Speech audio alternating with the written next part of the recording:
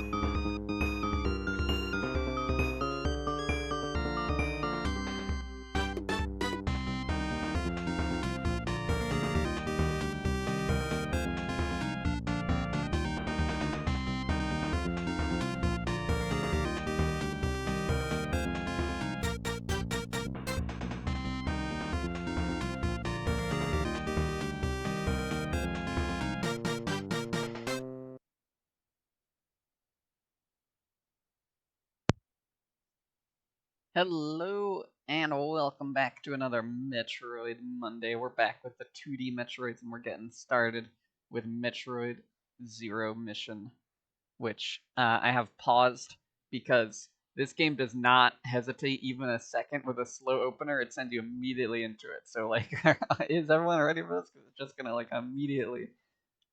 Here we go. Emergency order. Exterminate all Metroid organisms on planet Zebes and defeat the mechanical life form, Mother Brain.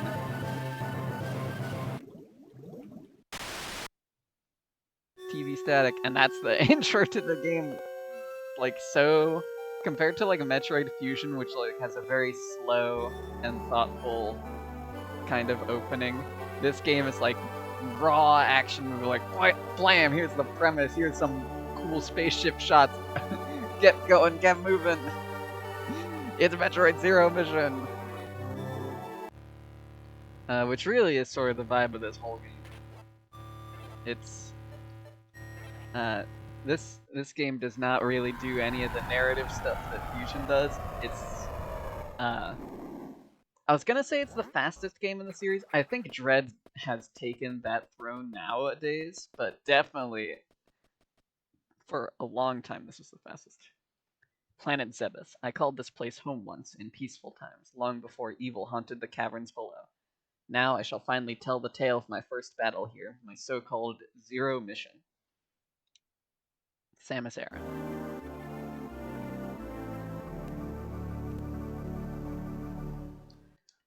Eyeball reveal.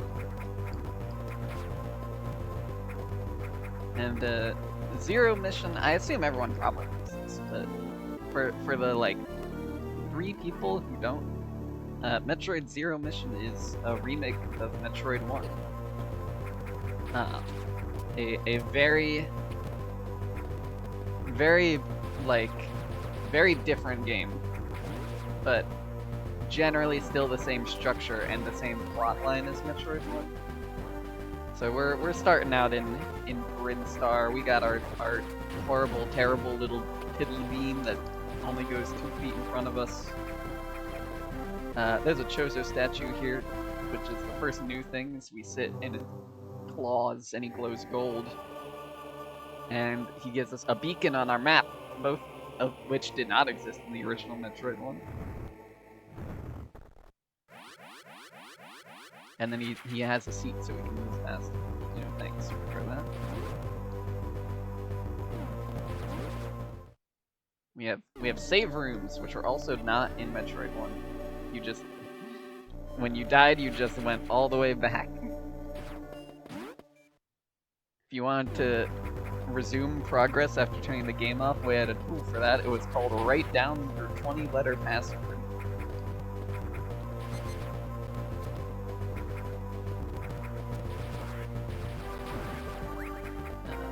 Other things that this game has added to the Metroid 1 experience. It basically has like all the Metroid Fusion stuff. You can hold L to aim diagonally, you can crouch. Actual crouching, which was not in Metroid 1. You could only be tall or ball. There was no middle point. If an enemy was 1 tile tall, you had to just try and kill it with more ball pops.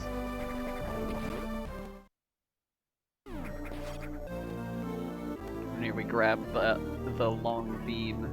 Fire long distance shots with this beam. Press L and B to fire diagonally, which they put it there implying it's a feature of the long beam, but we could already do that.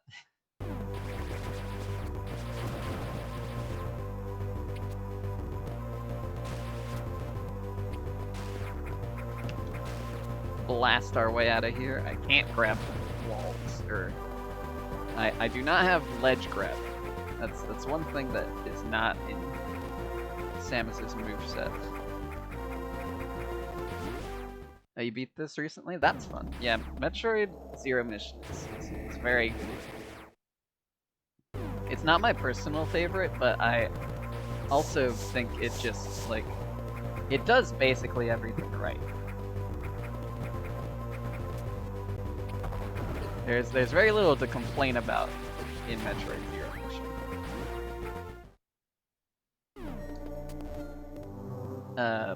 Now granted, that does not stop people from complaining about it. These statues telling you where to go, this might as well be like the original sin for some Metroid players. Like, it's crazy how many people I've heard complain that this game ruins the entire experience because it tells you where to go, and it's like, it only really tells you where to go at the start of the game. And even then, it just tells you a vague direction you need to go and not the specific route you take, which is a very big part of exploration. But to these people, this feature has no nuance.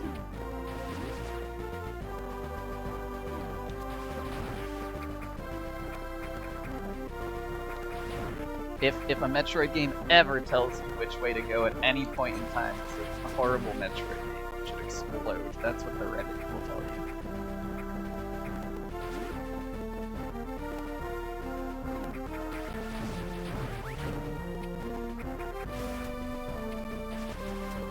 Oh, we can't open these. I don't have bomb.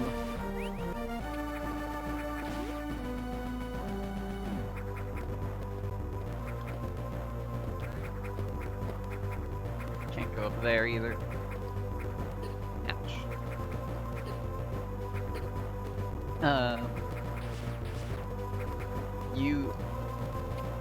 Fusion is your second favorite, so you must be a fake fan, clearly. Yeah, I think there's like two camps of like Metroid fans. There's like people who think Fusion is a good video game, and then people who only like Super Metroid. Basically, are like the two types of Metroid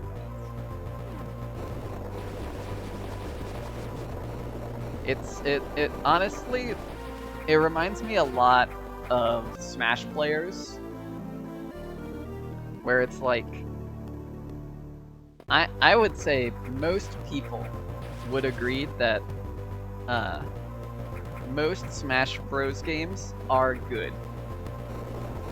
But the Melee fans only agree that Melee is good, and not anything else.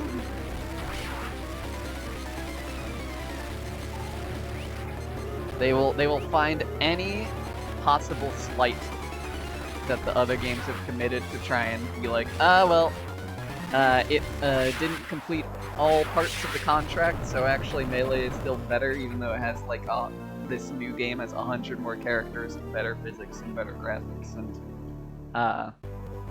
more interesting gameplay mechanics. And it's like, well, you can't L cancel, so Melee's better. And some Metroid fans are quite similar in that respect, where they're like, well, you know, sure, Metroid Dread has like really smooth movement and it looks awesome, and it has like good boss design and cool power-ups, but you know, it's you can't sequence break as much, so Super Metroid's better. And it's like, why is this like the one thing that you care about?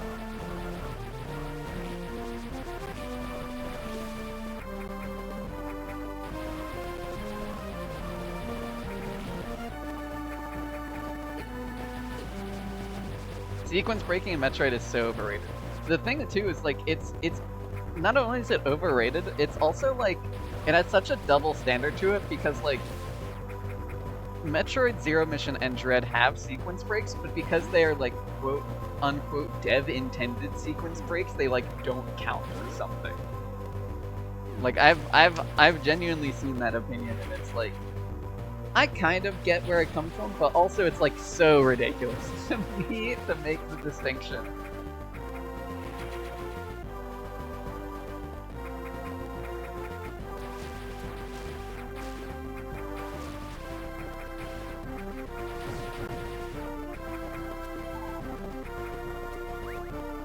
Like, is it cooler to find something that the devs didn't intend? Yes. But if all you care about is the non-linearity, then the option is there. You can just do it.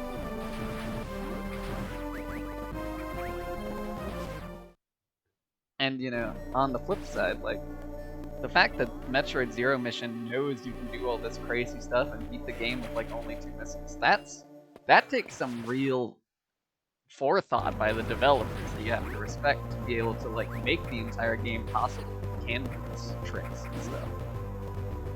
You know?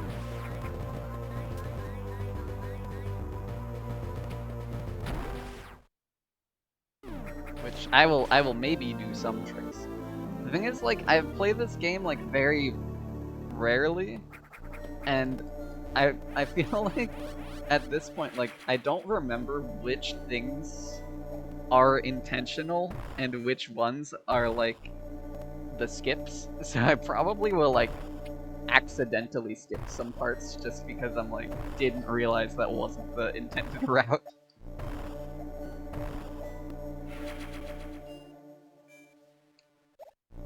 Like, I know there are some, like, Shine Spark parts that I'm like, I genuinely have no idea if they're like, you're supposed to do a Shine Spark at this point and that's what the devs want you to do, or if it is like, so the Shine Spark is the bonus path and the real path is some other thing that I do.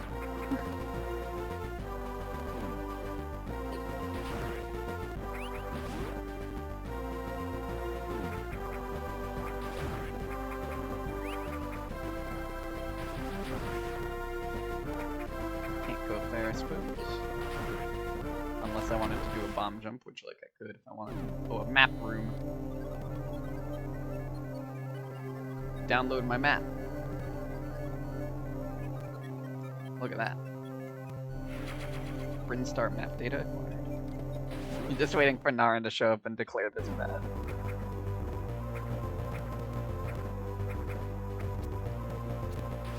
I do think there are some charms to the original Metroid that this game kind of loses a bit, but overall I really like this game.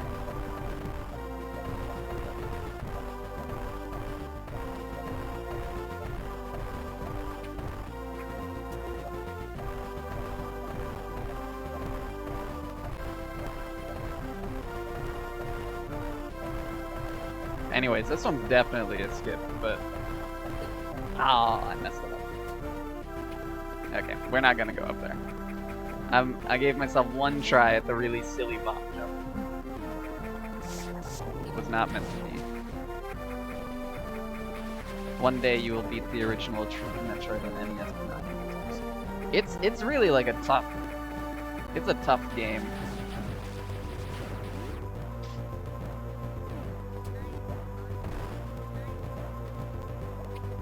Like, even knowing a lot of the secrets in that game, like, there were a lot of times when I did the Metroid 1 stream where it's like, I would be in a room, I would know the solution was to bomb a tile in the room, and then I would place 100 bombs in the room and not find it. And then I would have to, like, double check, like, is this actually the room? And after, like, looking it up, then the actual path forward would suddenly appear. Like, it's straight up... It's crazy. And yeah, doing it without save states, like, it is absolutely a pain just because of the boring as hell grind. Anytime you lose any resources, it's so annoying to get them back.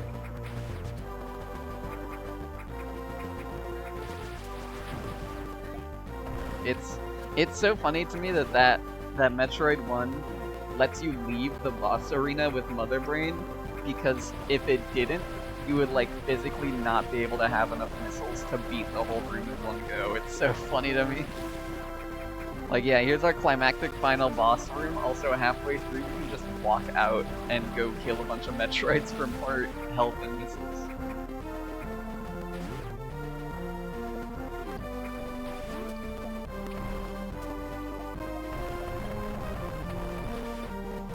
I know there's something in this room, don't hide. Ouch. Get all these bugs out of the way. All these weird little Flimans.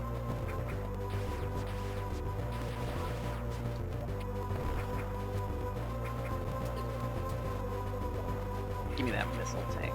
Yeah.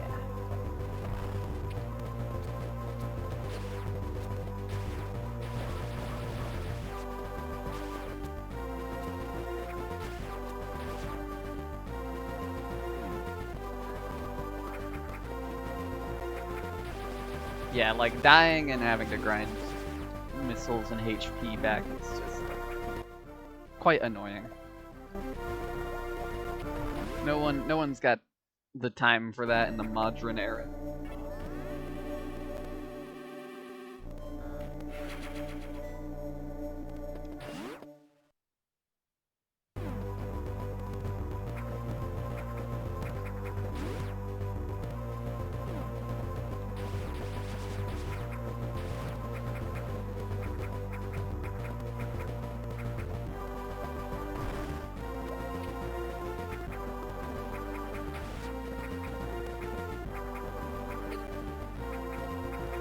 But I do feel like one of Metroid 1's charm points is that, for better or worse, it definitely makes you feel the most lost and like you're exploring an alien planet.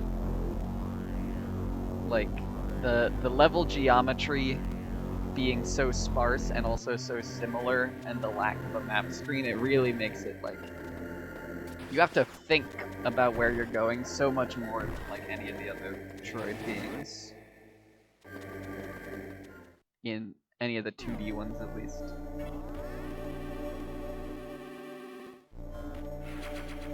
That plus all the aforementioned hidden bombable blocks in places that are hard to find even when you literally know they are there.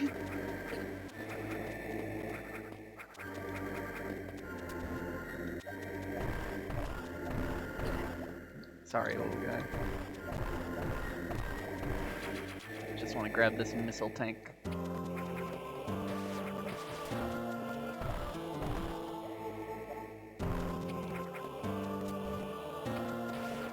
Like, I think Zero Mission does a good job of adapting the vibes of Metroid 1's rooms, but it definitely does not carry over the fact that every room is built of like the same 5 building blocks. They put in actual variants properly.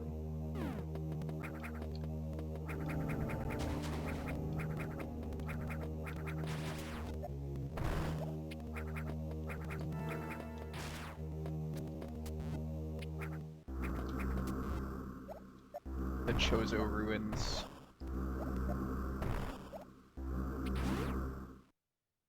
Look at these weird blocks with the shape of a thing on it. And there's that shape!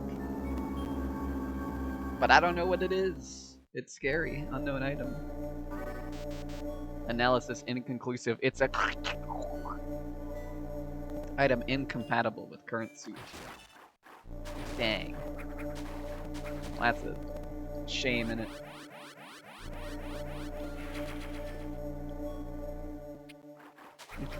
Oh, I just noticed when the statue heals you, it closes its eyes. I never actually noticed that before. It has its eyes open, and then it gives you its energy, and it closes its eyes after that. I got the best deals anywhere! Imagine knowing what an item does can't be me.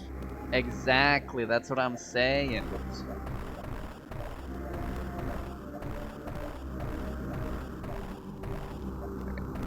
I'm doing this real stupid. Up. Up. There we go.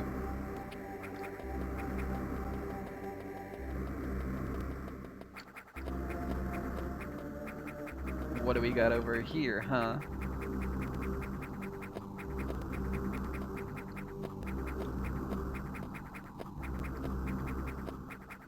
Some door I can't go into. Some hole I can fall into. What is this? It like takes me over here. Some other yellow door I can't open. Evil teeth fish. Scary.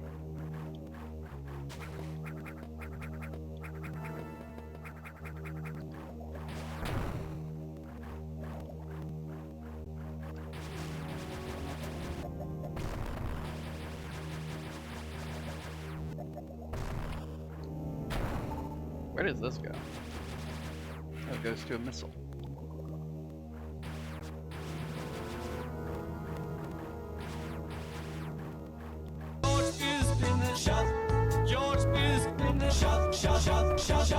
We should color code our doors to indicate whether we can go into them or not. What do you mean that it'd be bad for colorblind people? That's true. I mean, you joke, but we do kind of do that. Like, there are some, like, not most colors, but a red door generally does mean don't go in here. So it's kind of true that we have that.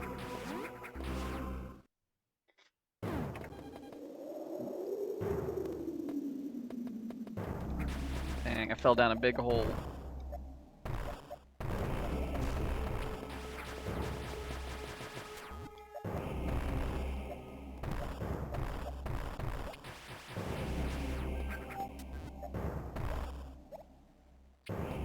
Look at this guy. He's got a power grip. Grab and hang from ledges and corners.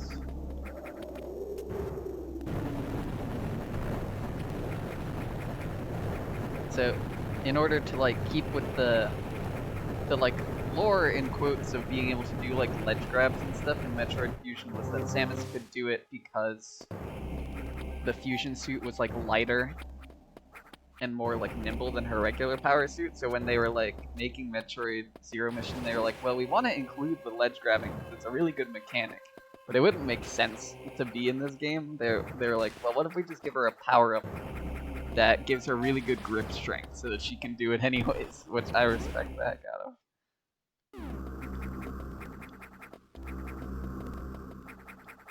And leave. Oh hey, I landed right on my spaceship. Yeah, gripping with one hand would be very hard. That's why I think Dread has the most, like, realistic looking variant of it, where when she's, like, climbing on stuff, Samus, like, spreads out the flaps of her arm cannon to make, like, a little grabby claw. To have, like, a second hand to grab with, which I think makes a lot of sense. But in Fusion and in this game, she's just doing one-handed grabs, which is pretty crazy.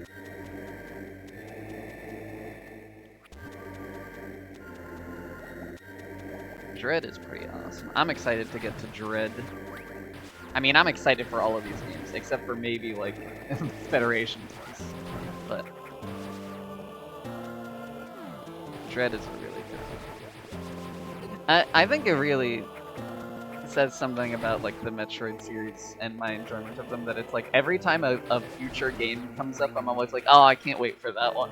I say that about like every one of them.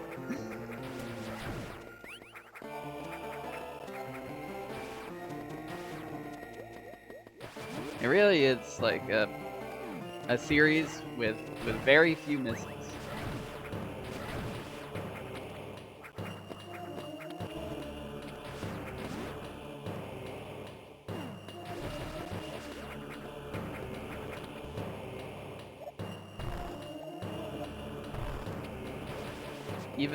Even the less good Troid games are still like 8 out of 10s at worst. Except for, I mean, like Other M and Federation Force, like those might be faded.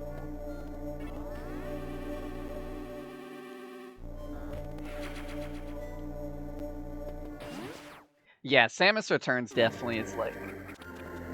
I thought it was like fine when it came out, but like playing it in comparison to Dread is like, oh my goodness, how it's like, how on earth did we live with these mechanics in their Samus Returns version? It's crazy.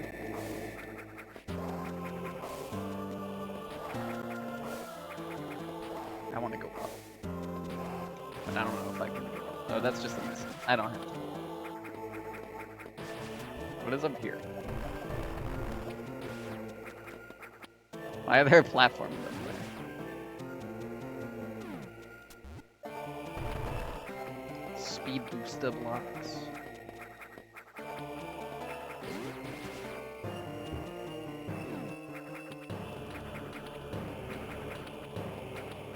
Ouch.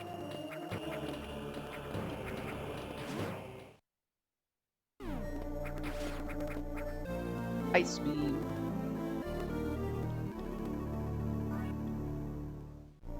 Yeah, Samus Returns is a lot of very, like, not bad design, it's just like kind of annoying design.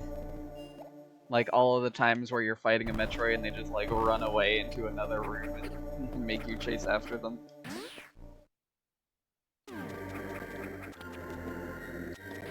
It's like you're not making the fight any more difficult in like an appreciable way, you're just making it take longer and be more annoying.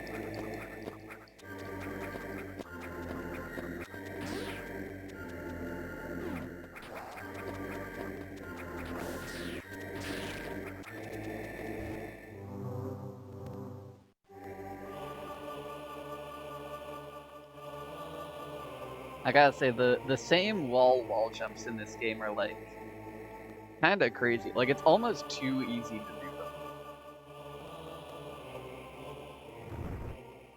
them. You have so much good control over Samus's momentum in this game that it's like there's really no pushback at all to doing like same wall jumps.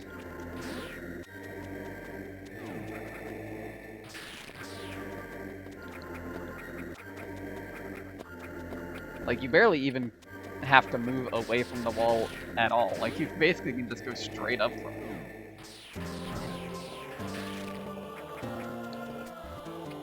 Oh, yeah, the stupid... Oh, oops. Apparently there's an item in that room I didn't see. That's one of the stupidest parts of Samus Returns, is, like, the spider ball power bomb interaction, which, like, literally comes up, like, twice ever, and the game never explains it to you. Yeah, that stuff's crazy. I don't know what they were doing with that one.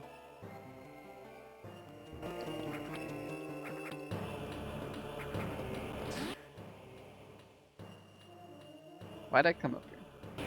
I don't even... I guess I missed the one item that would have been the reason I came up here.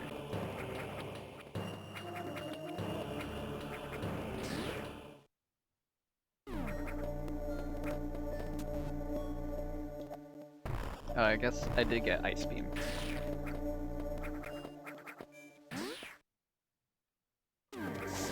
Ouch. I'm okay. Oh, this is just a save room. Well, I guess I'm doing this loop around again, just for fun.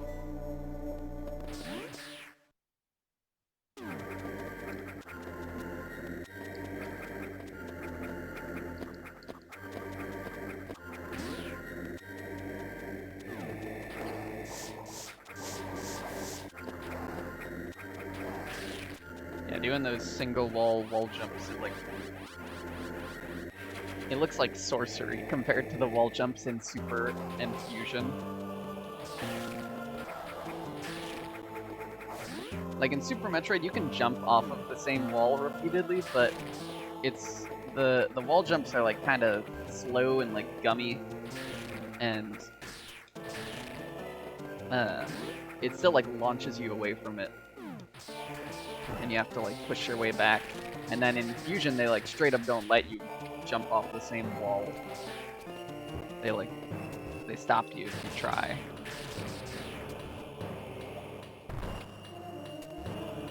Oh no. The items of this.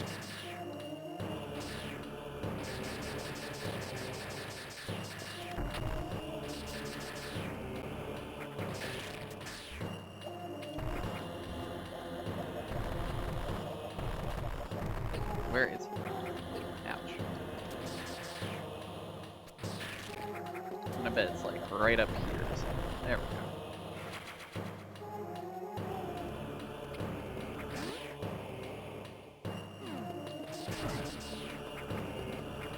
Yeah. I didn't mind the digger knot personally, but it's definitely very annoying. What the heck? There were screw attack blocks there? That's crazy.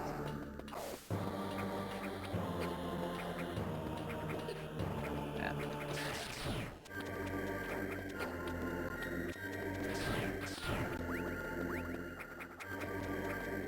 I like these weird ball dispenser enemies. They like don't even do damage to you, that you just like bonk off of them. It's very strange. There's like nothing else that does that.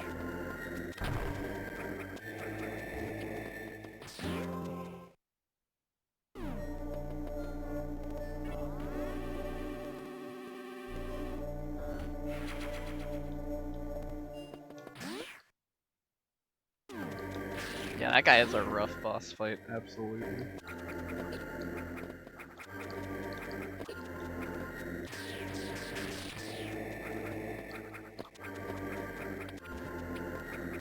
Alright, get me out of North Air.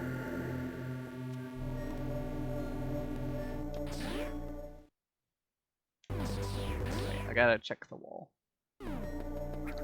I know a lot of these elevator rooms have bonuses, but I guess this is not one of them. Ouch.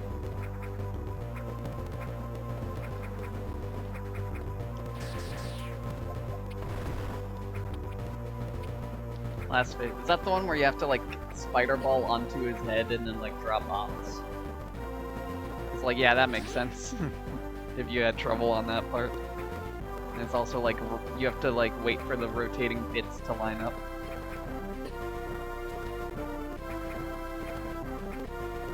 So that like the bomb blast actually travels through and does damage.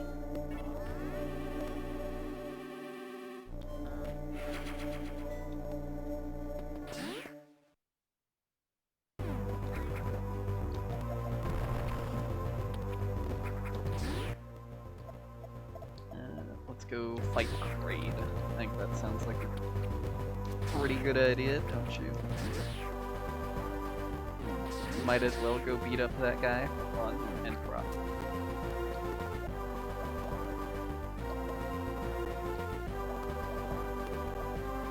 Ouch.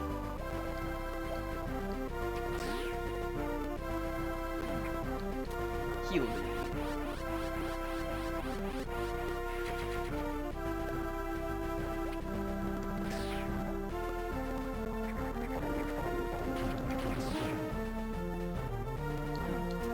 It's crazy how like fast Samus moves in this game.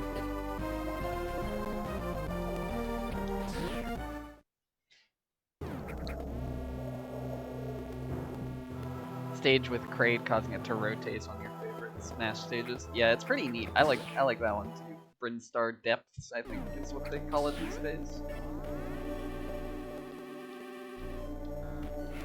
And maybe is always what they called it. I don't actually. I know like some of the stages in Melee had like weird names, translations that they like changed later on. Or also they just changed it because they were given the same name as something else.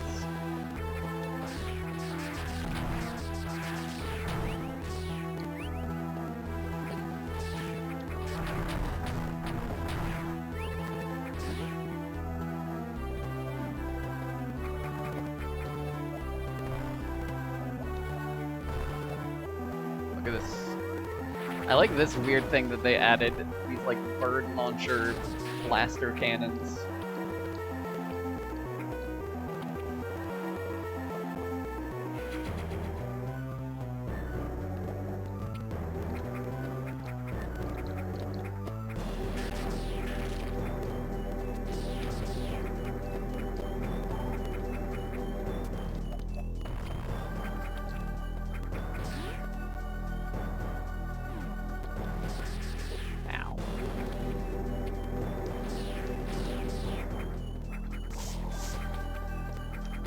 A little bit of burning to death. That's okay. It happens.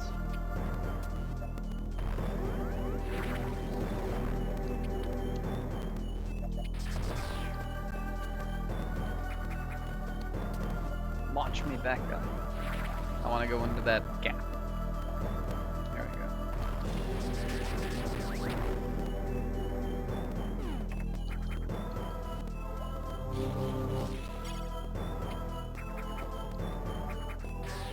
I've restored power to the lift system.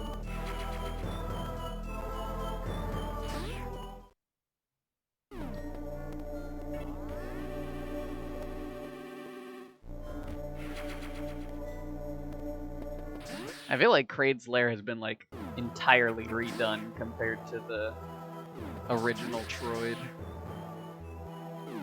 Like, this mechanic as a whole just did not exist originally. And there also was not a big worm.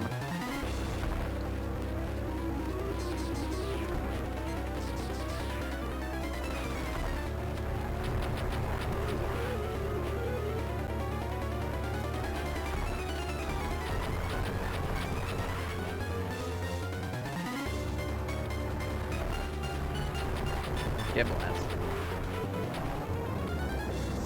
Oops. Didn't want to do that.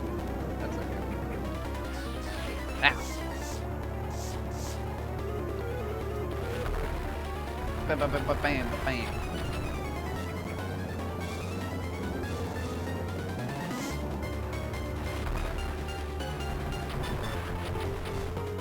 Guy's basically just like a crazy looking bobbit worm.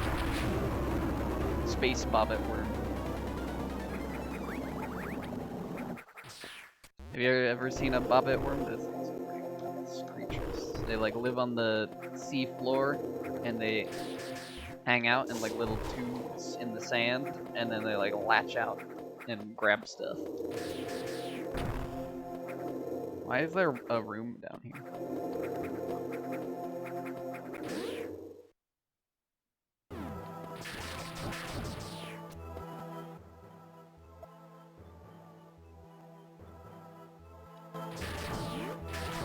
Why did I even beat up? Thought I was saying boppet worms. That is not real, but it could be. You never know.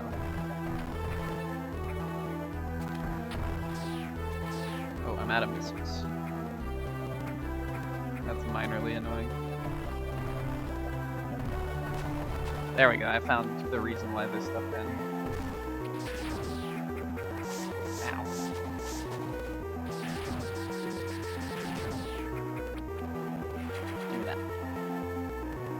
Yeah, bobbit worm, B-O-B-B-I-T. They're neat little guys.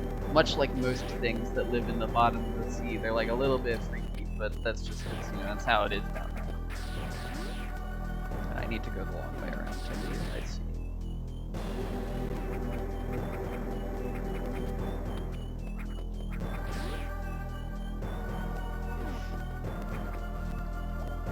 Blast me.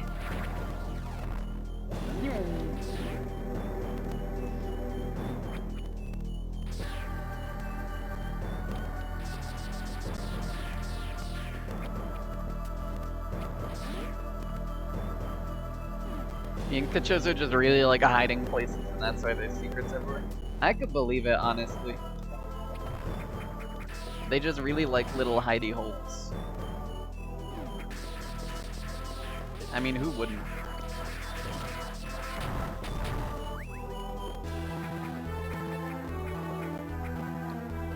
If you had the ability to roll into a little ball and like roll into little tiny spaces, would you not then put a bunch of tiny spaces around the place to like hide stuff in?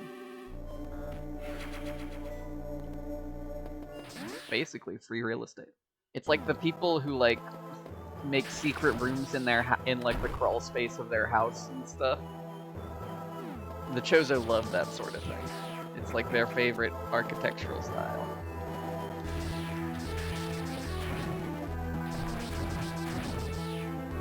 Can't open that.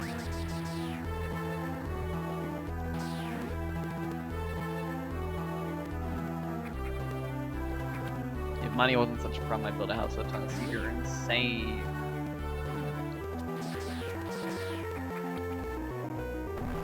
One time in Minecraft on a creative server with friends, I made a house that was like, it was like a pretty normal house, but there was a secret entrance in one of the rooms that leads you to like an underground chill room. And then within that room, there was another secret entrance you could find that basically was like the starting point of a giant, like riddle. I called it a puzzle dungeon, basically. I put like a bunch of like weird puzzles and riddles and stuff down there, and each one that you cleared unlocked like a different layer of secret room with like a different aesthetic underneath it. It was very fun. Oh, this is the room where you go down.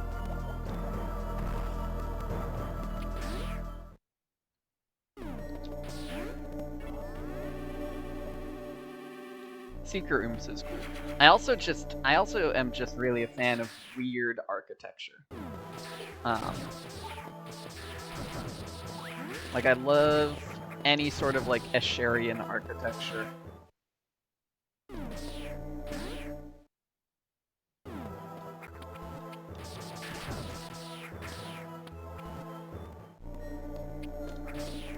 Like there's a, I don't remember what it's called anymore, but there's a house somewhere that's like, it's like a huge mansion that was built by someone who was like convinced they were like haunted or they were like seeing visions or something. And so it's got like a bunch of just really bizarre decisions. It's got like a billion staircases. It has like doors that lead to nothing. It's got like 1 inch deep like storage closets. Like it's super fascinating. I don't remember what the hell it's called. I really wish I could remember the name. I think it's really interesting. I love that sort of thing. It's also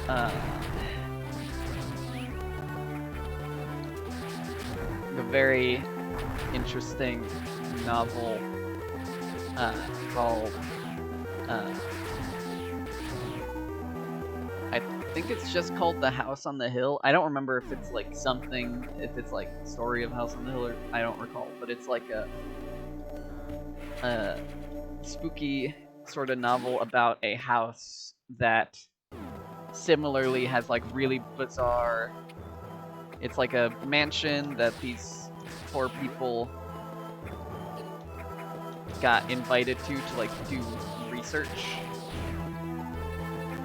and it's like the entire house is like built on really weird, like just slightly weird enough angles that it's like you don't realize it's weird, but it messes with your perception, and it like makes them go like crazy.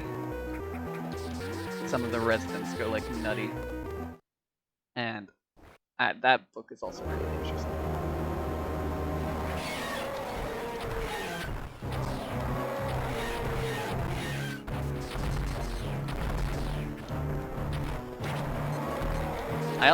I haven't read House of Leaves, but I assume House of Leaves has like a similar premise. Maybe it's just the way that the book itself is written. But I think the titular House of Leaves, I assume, has like some strangeness to it. And so I want to try reading that one day. Anyways, while I've been talking about that, I found Kraid. We're shooting Kraid. He's big now. They removed small Kraid. They have now canonized that it's only big Kraid exists. Wow, he gets really red in this one, huh?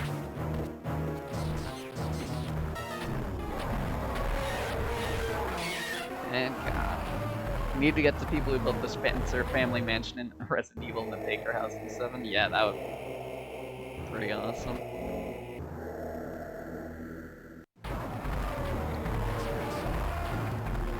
Resident Evil really has, like...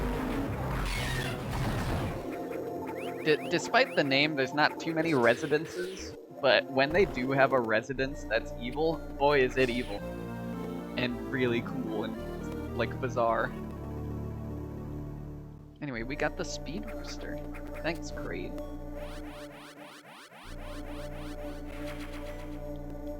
Back in the real Metroid 1, the only thing in Kraid's room was a energy tank that you can't pick up because the lava physics suck.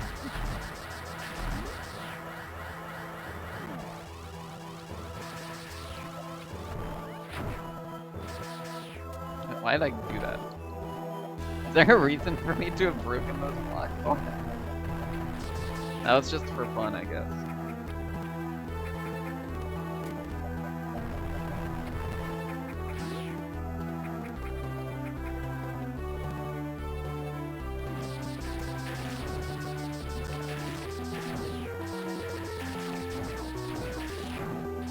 Yeah, as I was saying earlier, like Samus moves really fast. She like controls really quick and smoothly in this game, and the speed booster like it really exacerbates that. Like you just zoom forever in this game. And here's the terrible breaking a block vertical thingy in Kraid's lair. I like that they did keep it in this game, even if it no longer is a threat. Because you can either just do what I just did and wall jump up the whole thing, or the even cooler method is to like shine spark up this whole room, and it really, you just completely ignore this whole setup. But I like that they kept it here anyways. It's it's an integral part of Kraid's architecture, this really stupid crumble block tower.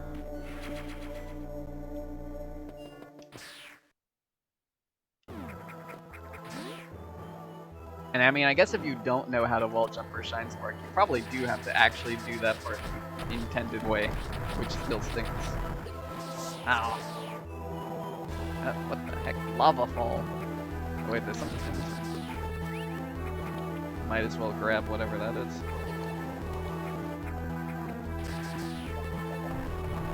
Just some missiles. I'll take missiles. We like missiles here. Never a bad thing to have more missiles available.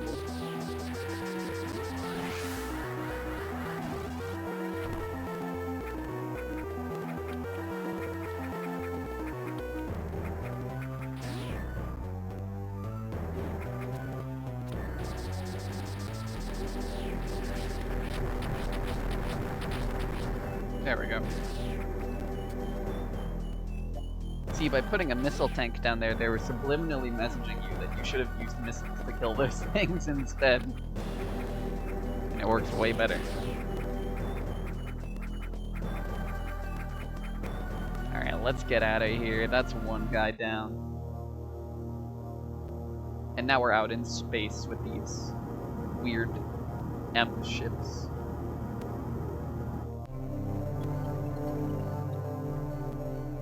And there's this guy. He's observing. Now his big whale ship is flying in.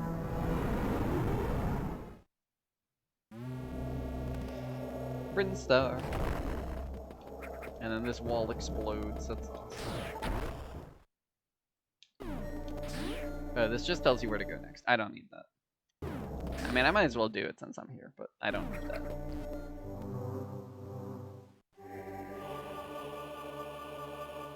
You already know we're going to Norfair and we're beating up Ridley.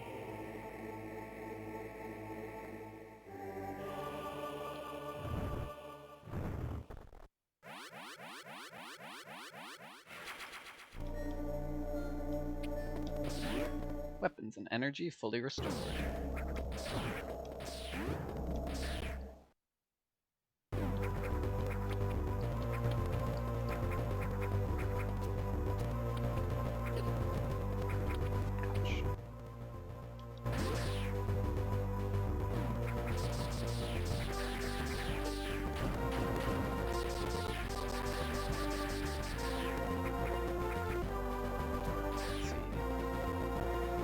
Can I get that tank right now? I could probably do it if I hit a good freeze speed. Which is not what it's called. Oh no, these guys die if you shoot them with freeze speed.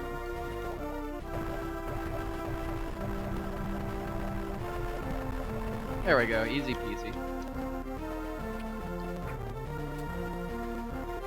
I feel like the bomb jumping in this game is also like the easiest out of any Troid game.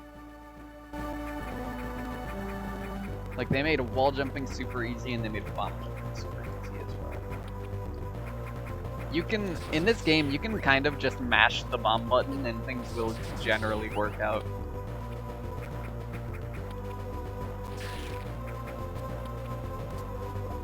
Open up.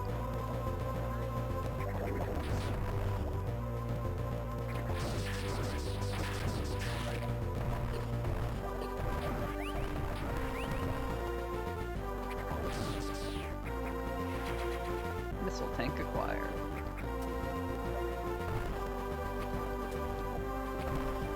Look at that super missile.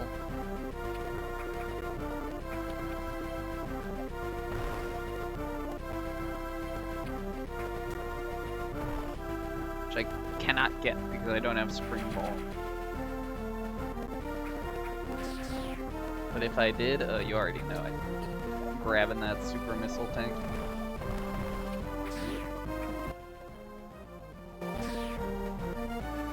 But at the very least, that was a shortcut.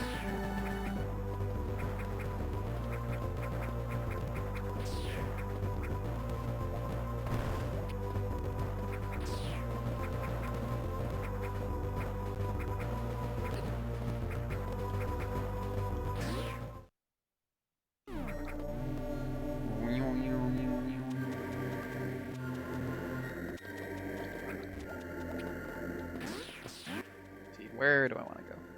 I guess there's nowhere to go that way, so I'll go this way. So I know I can shine spark through those bricks on the right side.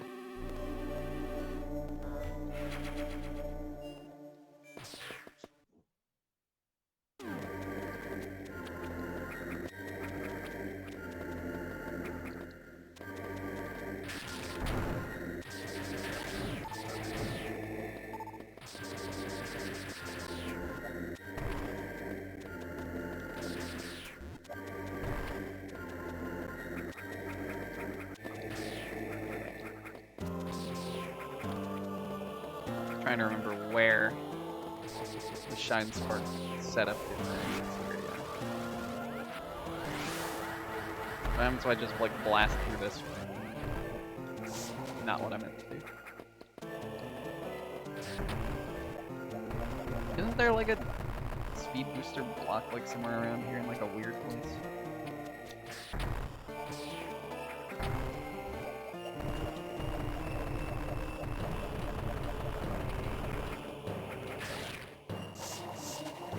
Nah, maybe it's just so you can backtrack faster by breaking through these ones. Oh, I missed.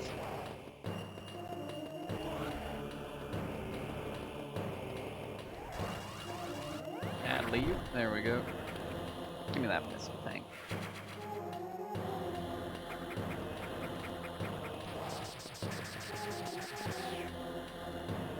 Zoom!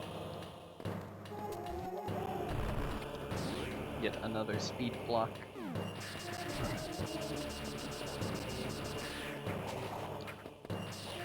Ah, wait, there he is. There's the. I don't remember. I think they're just called Dragon. That's the funny enemy that looks like Kingdra that I keep using in all the thumbnails.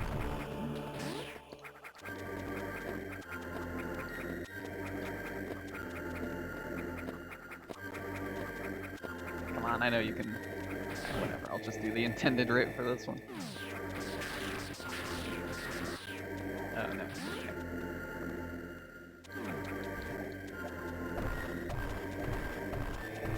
I mean, if I see a ledge I can bomb jump to, I'm not gonna not bomb jump to it.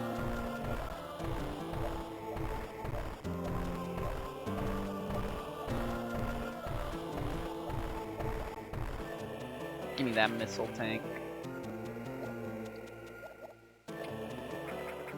We're going way down.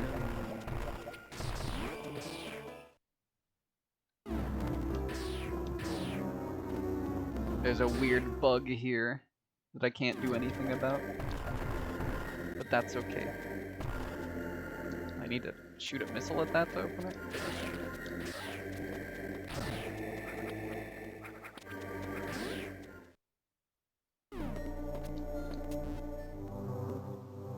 Where are you telling me to go? I already have an objective.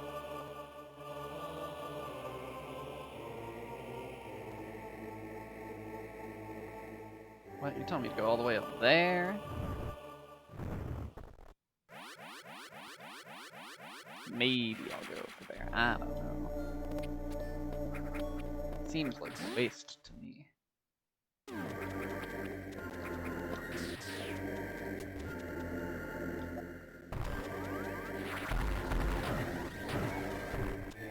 If you insist, I suppose I shall do that. Came here for no reason, really.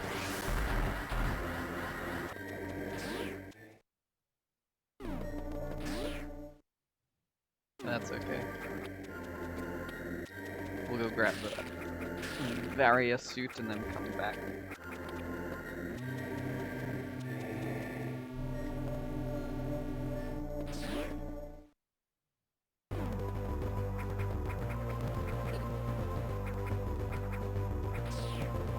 Ouch.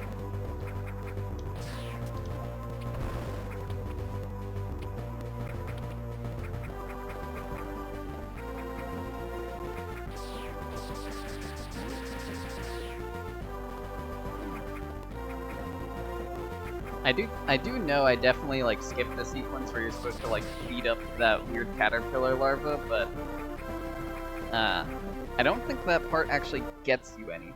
I think it just is like a little thing they do to like introduce you to that bug guy, because it like shows back up later, but I don't want to hurt that bug guy. There's no reason for me to do that, so I'm just gonna not do that.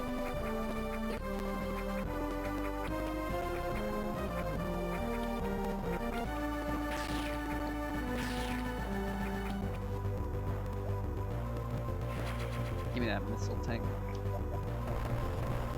What else is in this room? Oh, there's like a...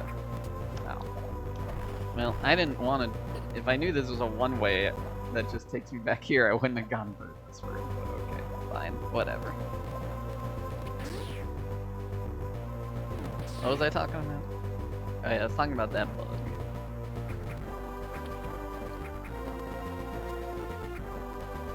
Yeah, I'm just gonna let that bug chill. It's none of my business. Ignore the battle.net noises. I should probably clip it to that.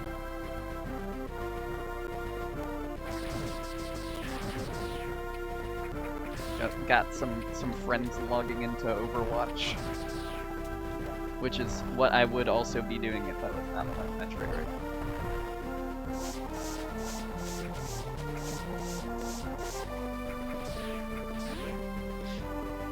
It's a new patch coming out tomorrow with some new characters. That's pretty exciting. So there might be another Overwatch stream on a Wednesday to like check out that new stuff. Don't know. We'll see what I end up doing.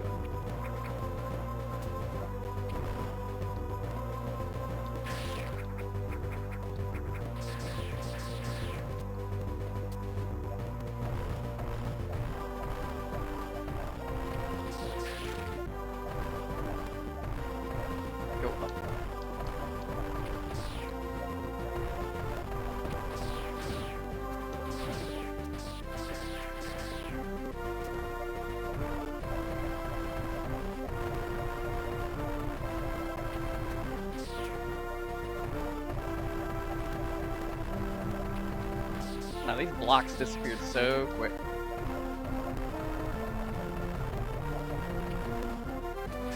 I'm also really stinking at the bomb timing right now.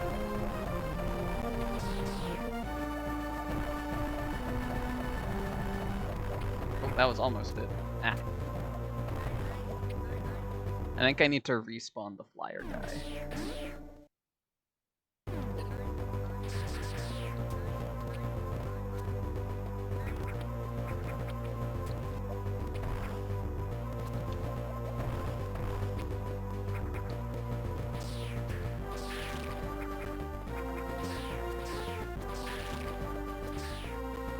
Yeah, see, I didn't want to freeze that one.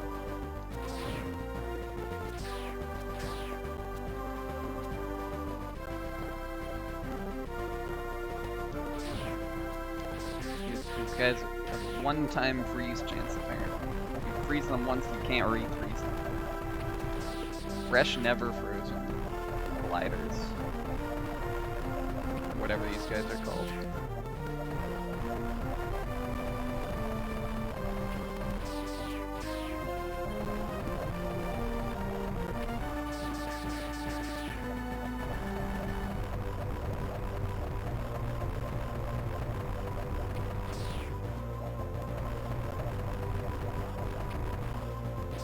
I gotta get the fast bomb jump rhythm down.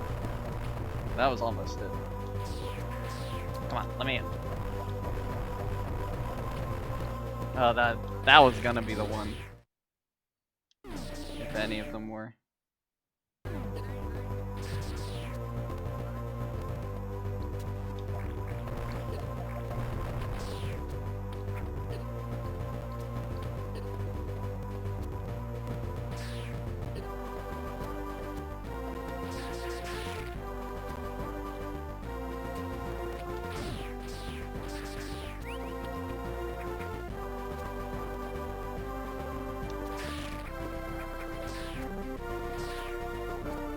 Now I'm just gonna wait for this guy to come down.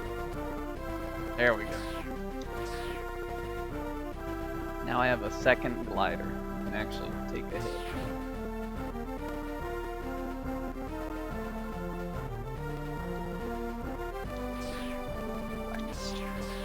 That's okay. I'll wait for you to come back, but it's no rush.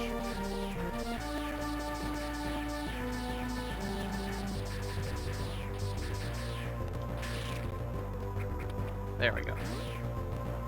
I needed just enough of a foothold to get through this.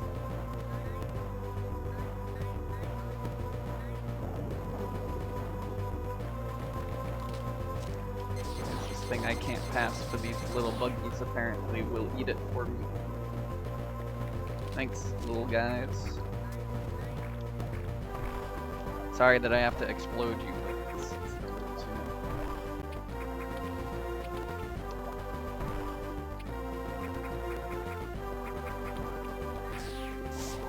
Ow.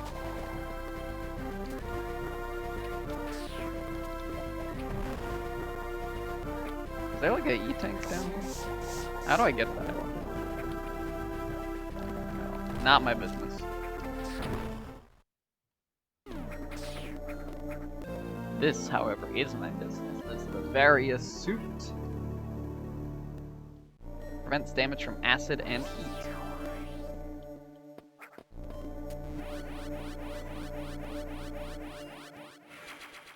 Which I think is the first time in the series that they've really added that clarification to the various suit.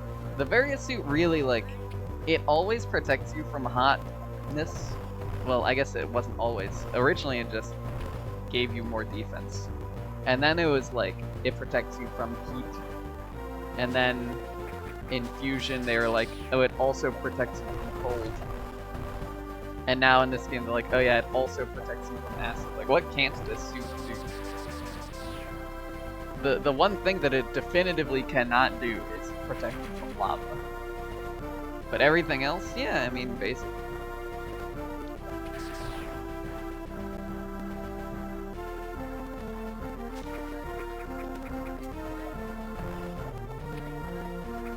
Now we are nice and orange.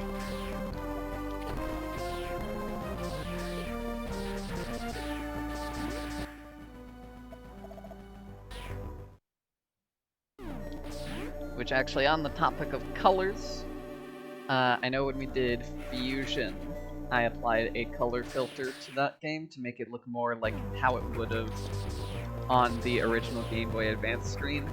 I am not doing that for this stream because Metroid Fusion was like a very early Game Boy Advance title, but Zero Mission came out in 2004, which is long after the Game Boy Advance SP had come out, and the backlight was like a feature. So this game actually did look like this on original hardware. It was not like a tiny, crappy screen that was like way darker. If you were playing this game on a Game Boy Advance SP, it actually does look like this. So that's why I'm not using the filter for this stream.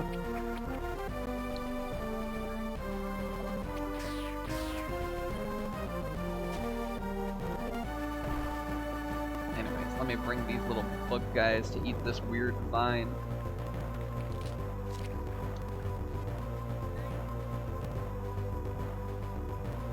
And I can creep along to the other side of this statue. And they will probably tell me to go back to Norfair. Oh yeah, would you look at that. But now we're going that way.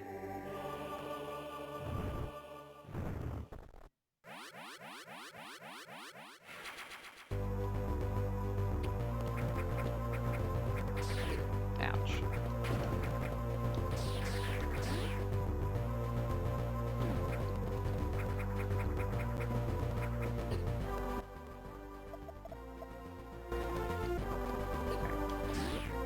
But first, we're getting the heck out of here. We're getting back to North Fair.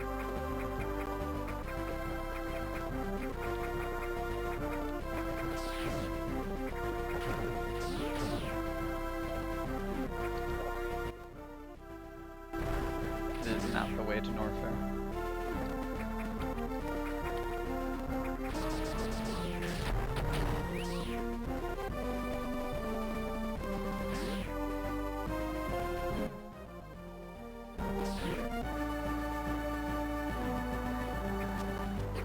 Also not the way to North Fair.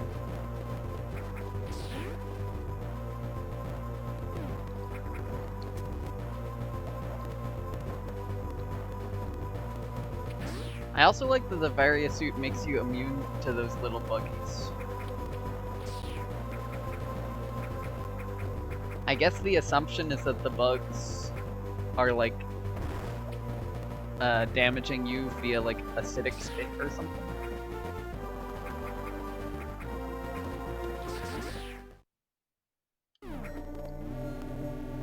I don't know.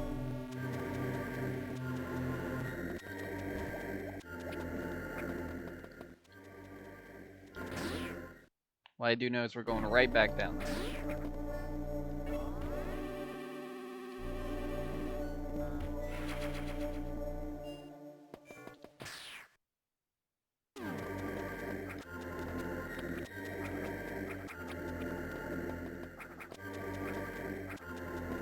After a quick detour to grab whatever is in that heated room tunnel, of course.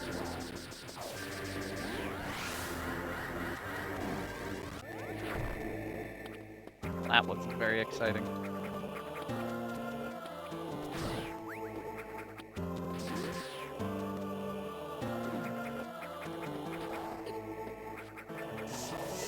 Ouch.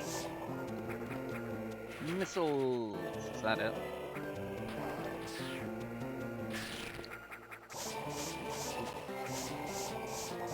Come on.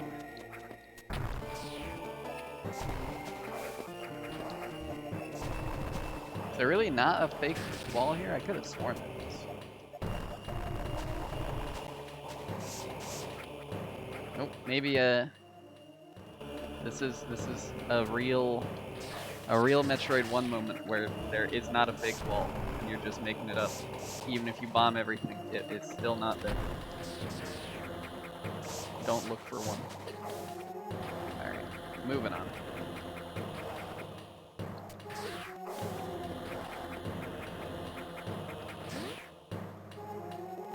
It's just like looking at the map, it really feels like there should be something there, but I guess there is not.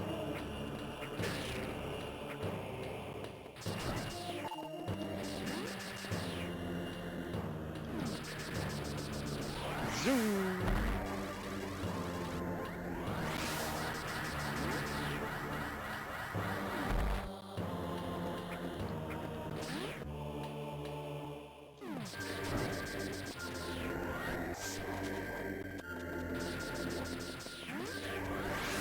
Zoom part 2.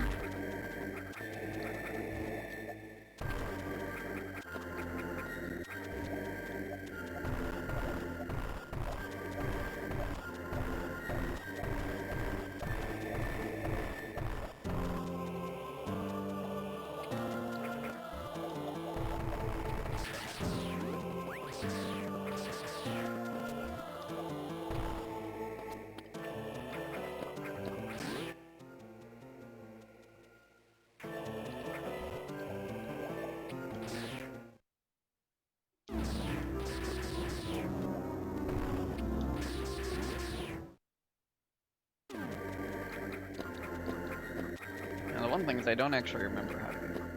Maybe I do have to do this thing with the bug so I can shine the spark.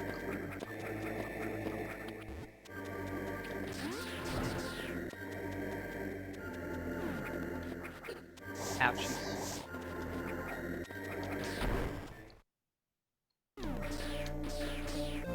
Oh, I got high jump. That's awesome. Increases maximum jump height, adds morph ball jumping capability.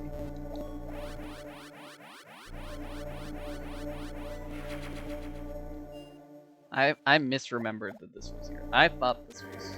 Oh, okay. So I was supposed to come here, see the high jump, and then see this heated room and then turn around. I was not supposed to ignore this route. That's okay. So we came back here. We came back properly.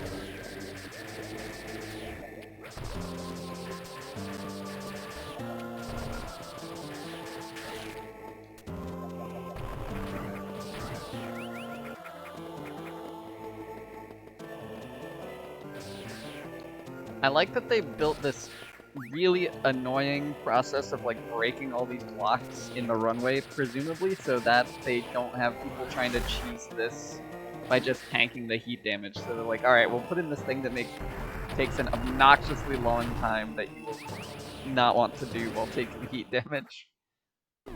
Which really is the only way to plan around that, honestly.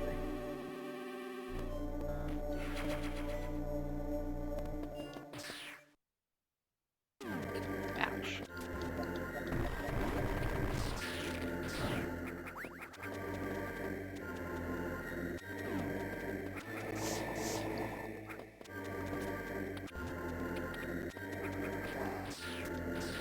Hi, Mega.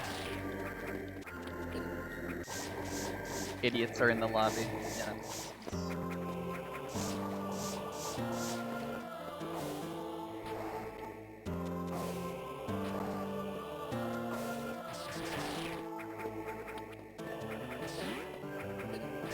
Ouch.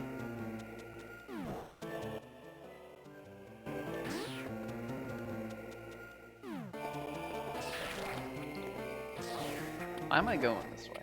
Can I not just go down here?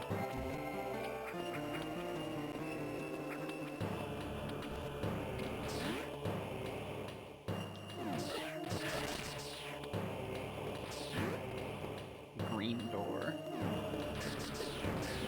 The people love green door.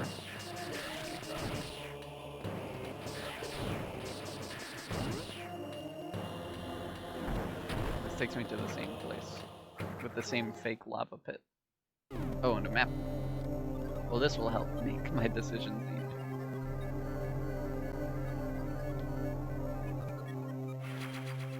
Norfair map data acquired.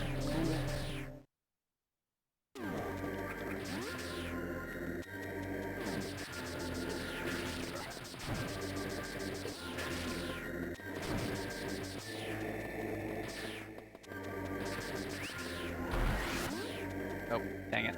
Didn't want to do that.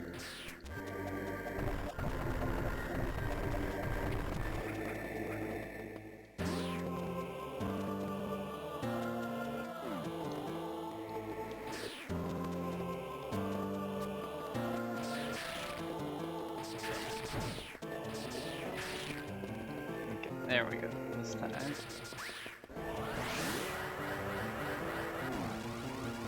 Alley-oop.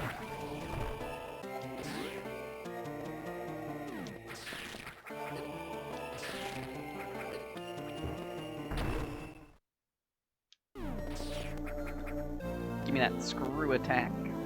Oh yeah, baby. We love screw attack.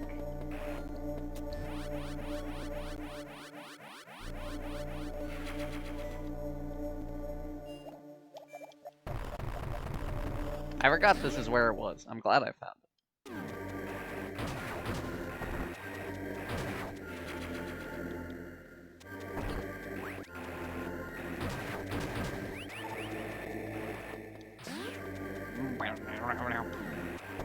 Got a great sound effect in this game.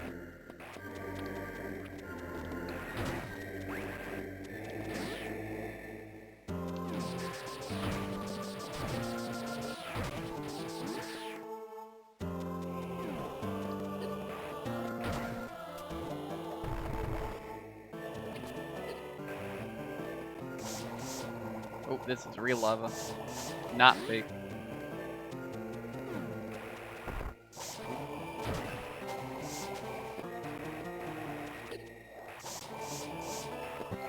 Why did those blocks specifically break when I screw attacked into them? That was strange.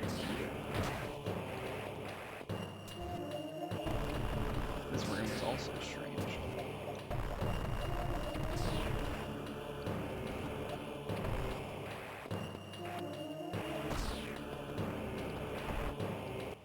Oh, well, would you look at that?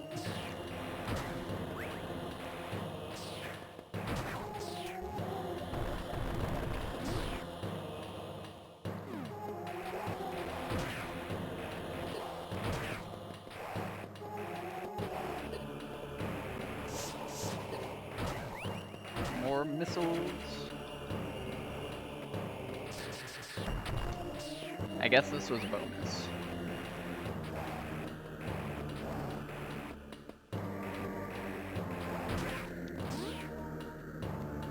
A little bonus excursion never hurt nobody.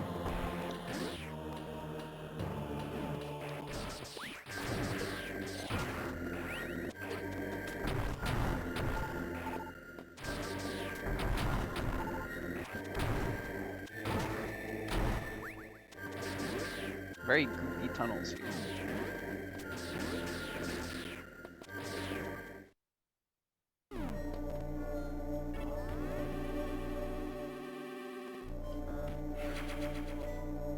Save complete.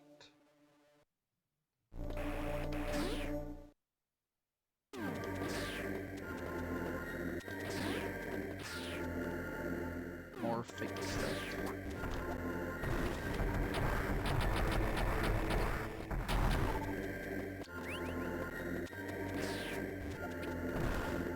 I probably could have just screw attacked that guy.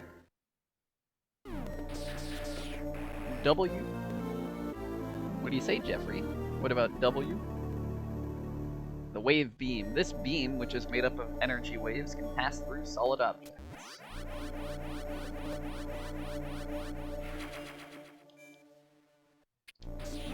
Which thankfully does stack with ice beam in this game.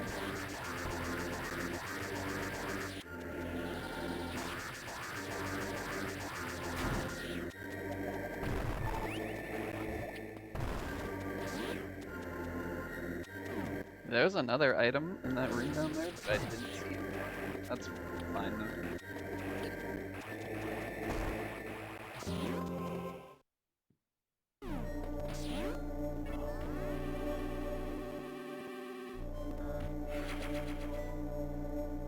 I am glad that they, when considering what things to keep in the remake, wave beam not stacking was one of the things they were like, yeah, we can probably work that one out.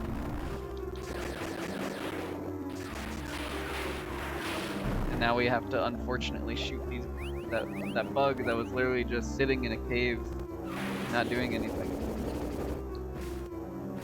Same with this guy. Which is really a shame. Sorry. Need to back up.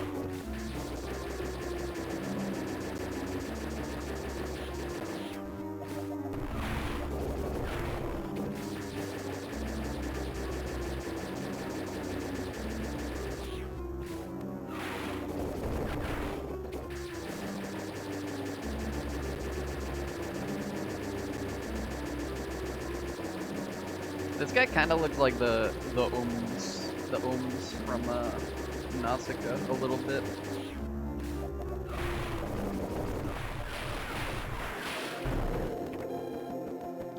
Sorry, little guy. But I gotta shine spark through this hallway to progress. It's simply the way it is.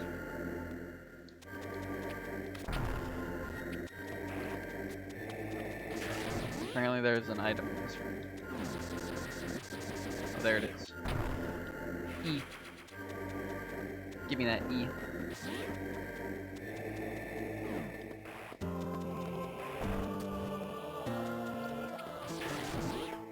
Now that we've shot it once, that missile block stays permanently open, which is good.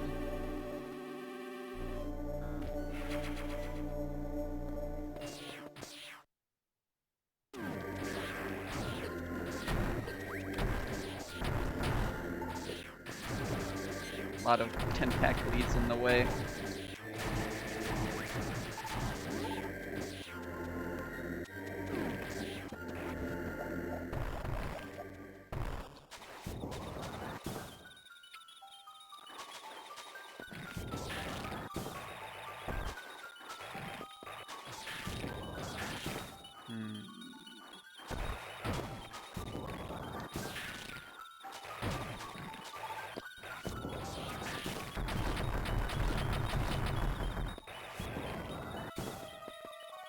This bug looks like it is being suspended by weird fungus vines.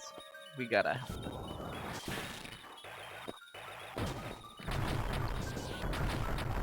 it. Let go of bug. There we go. Now bug is safely in ground.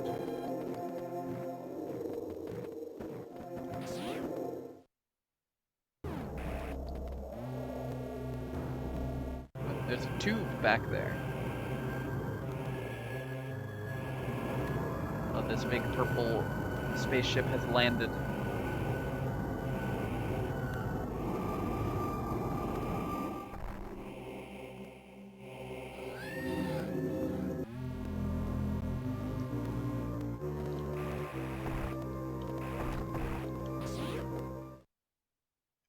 Here we are in Ridley's room.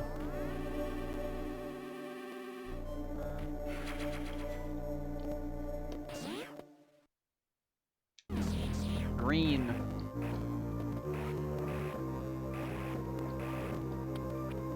Look at that bug.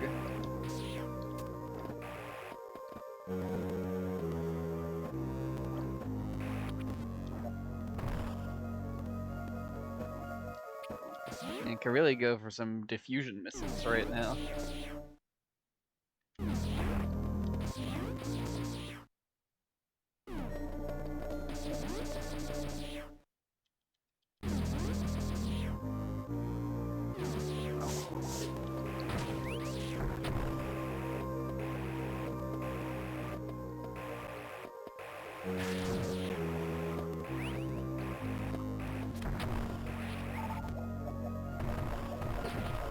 Pretty sure there's something in this room.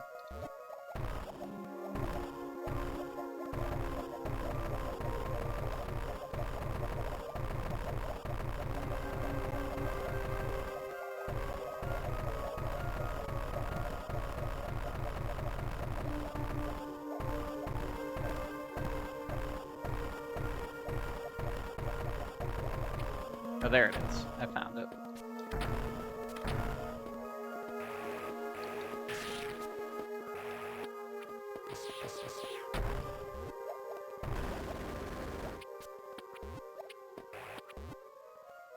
Busting in.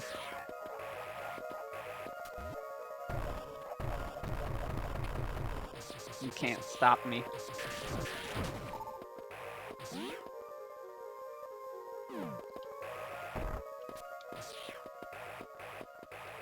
Another weird block.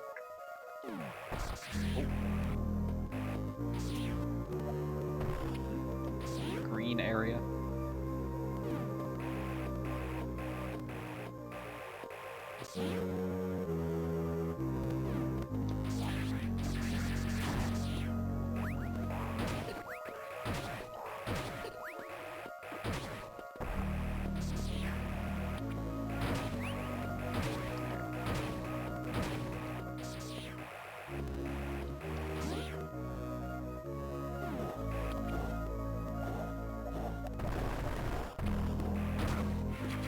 Missile tank acquired.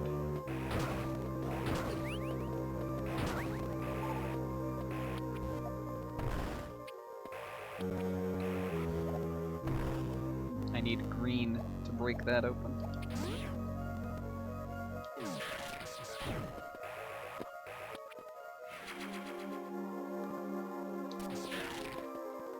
Ah!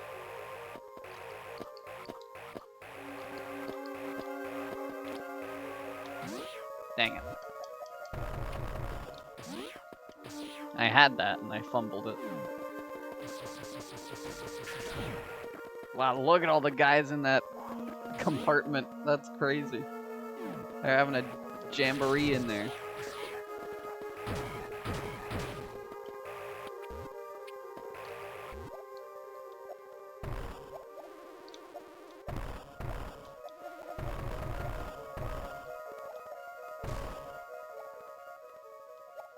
E. Got a full line of E tanks. Pretty powerful. Alright, let's take 3 on this one.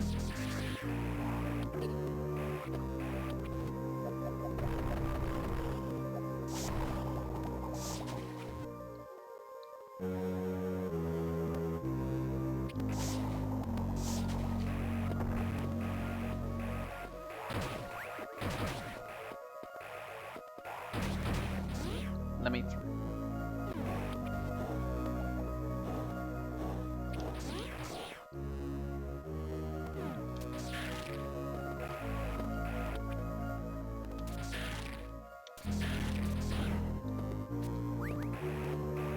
There we go. Safely made it to the other side. Wow, look at all the side steppers in this room. Alright, give me that green super missile tank. Armed with select fire with R and B opens green.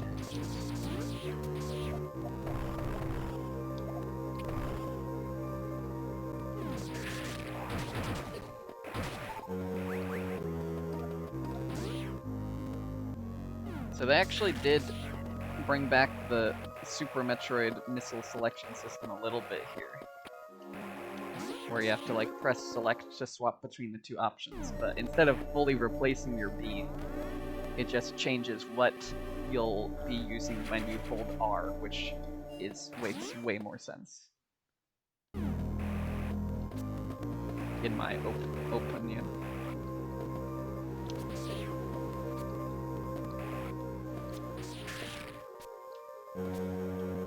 Made that guy a little too high up.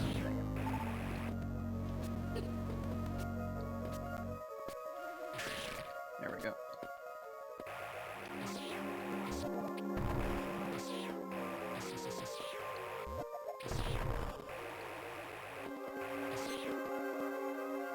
Open up.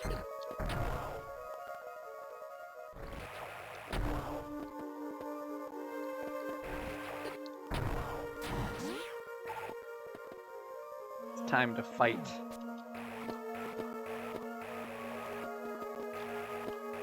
Or maybe not. I don't know. I guess he's not home. But at least I got this statue with unknown scary item on it.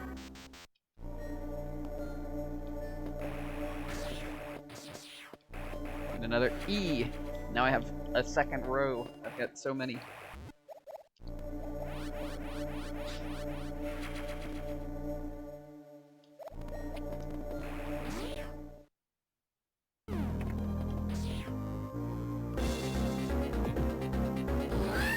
Oh no!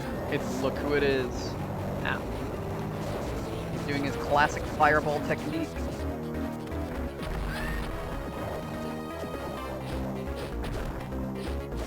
Ow. Can you stop ledge trapping this thing?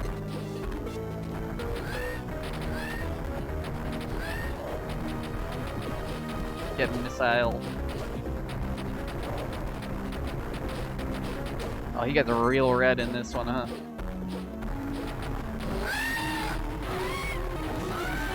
I also would like to point out that Ridley in this game is like a brownish green color.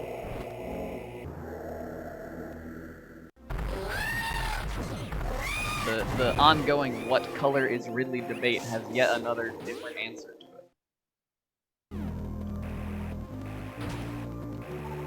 it. It really is like every Ridley color is canon.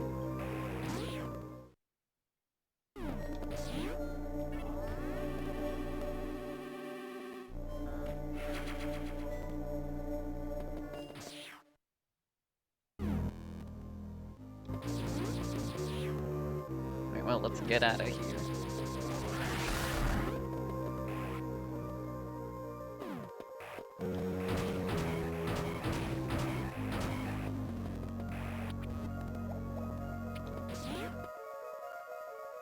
What's down here?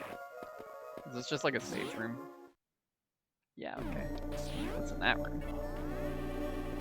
Is that a map room?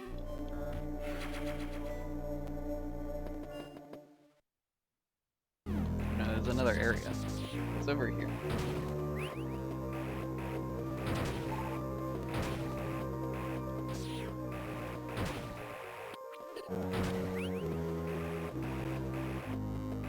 Why would I want to come over here?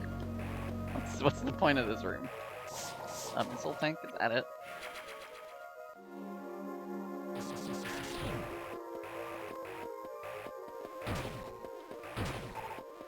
This is like the longest room known to man.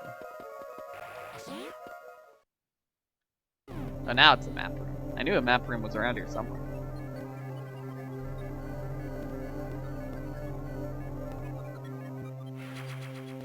Ridley map data acquired. Cool.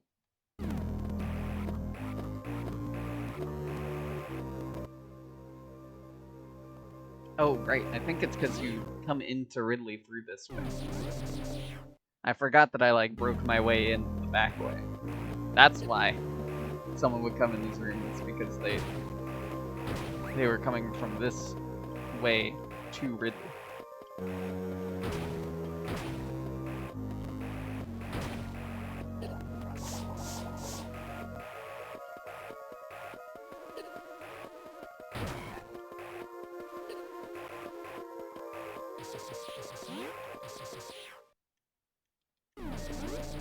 Get me out of here.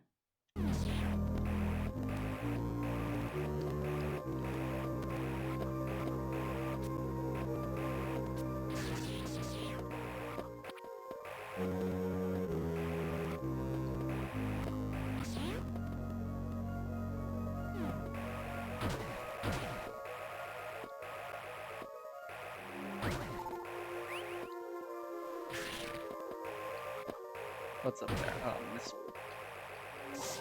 Ouch.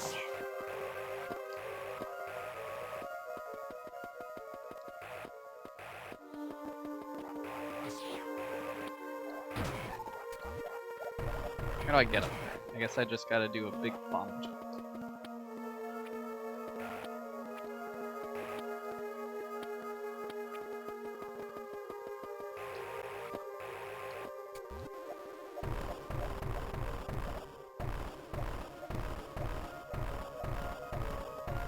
I accidentally started sideways bomb jumping.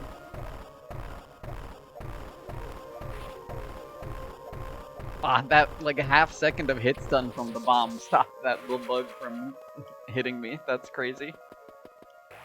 He was absolutely on a collision course with me. But not for that.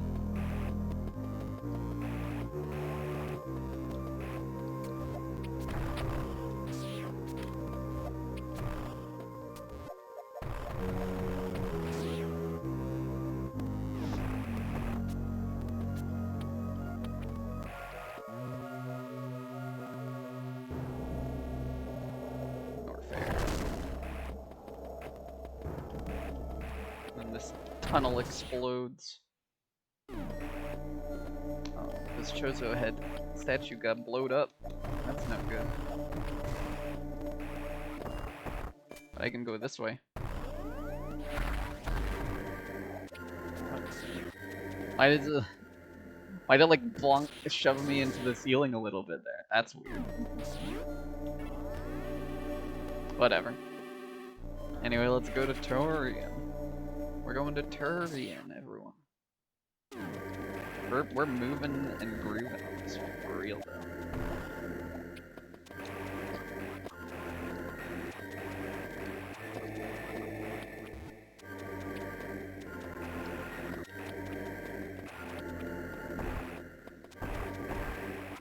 Okay, good. I forgot that I was supposed to take like the speed booster cannon up here, so I was like, am I gonna come up here and then be like stuck? But no, there isn't a way out here.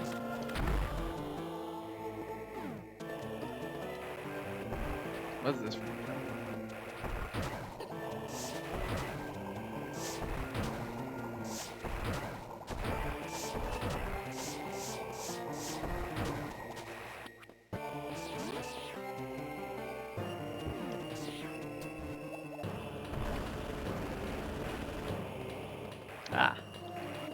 I see. A funny prank. Understood.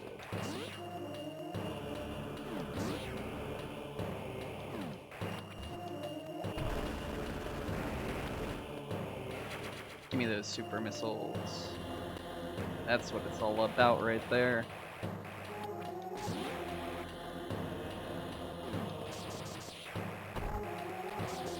Ouch.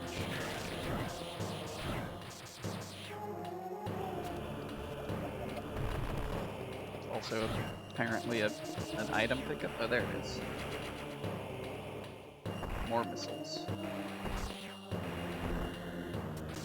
Ah!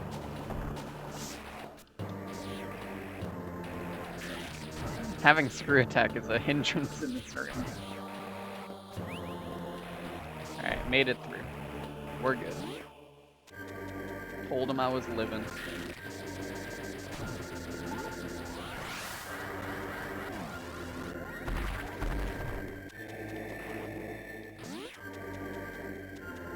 Yeah, get me out of here. Oop, I accidentally broke that platform. Didn't want to do that. I wanted to run across it, actually, if you'd believe it. Like this. Zoom!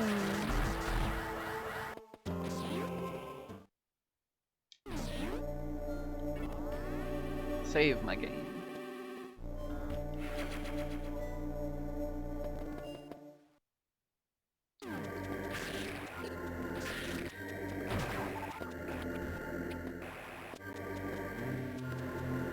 Go up.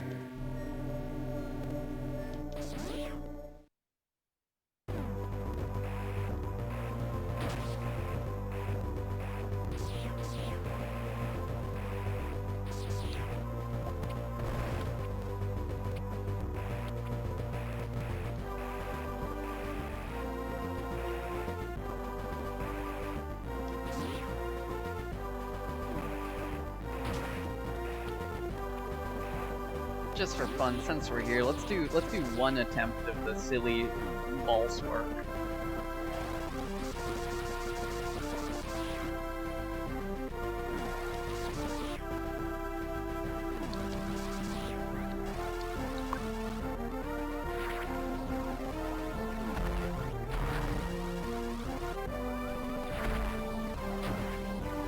And it's just that easy. It's just that easy, ladies and gentlemen. Hi, Eric. Thank you for the bug brain.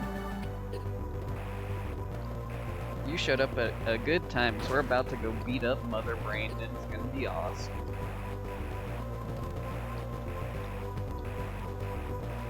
How's the melee going? Are you winning?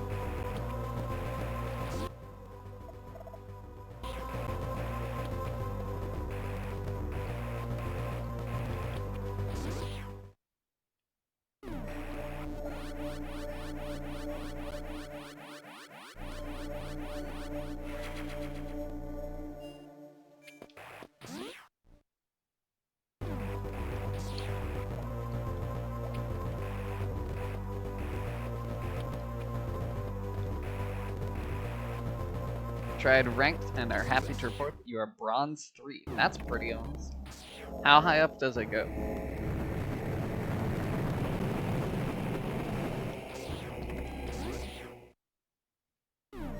In a game like Melee, I feel like not being the lowest rank is an accomplishment. Absolutely. Anyone playing Melee online, it's like a 90% chance that they have grinded that game to like a semi-pro level at some point. So like, being not the bottom rung of the ladder, like that's pretty awesome. Also, look at those weird things. What do you figure those are?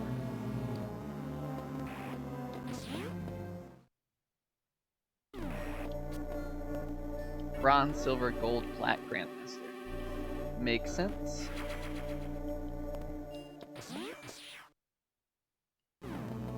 Look at that guy.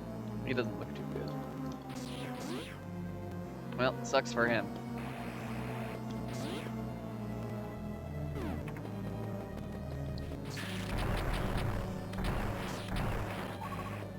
Scary Metroid.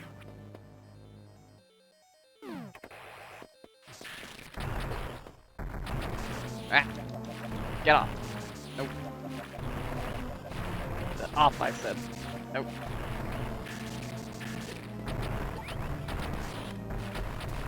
Dang it.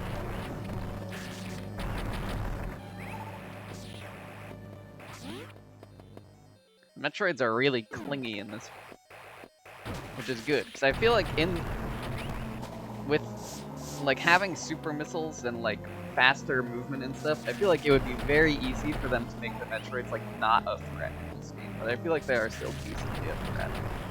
I mean, I say that, and in this room I have them on farm where they're like dying on spawn in. If you don't immediately freeze them when they show up, they are pretty tough.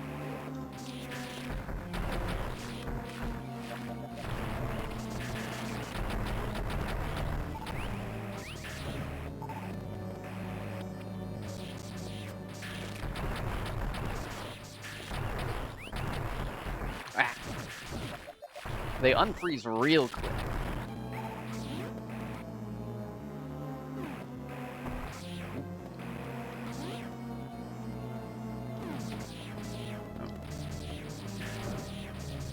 I don't know what was in the room above me.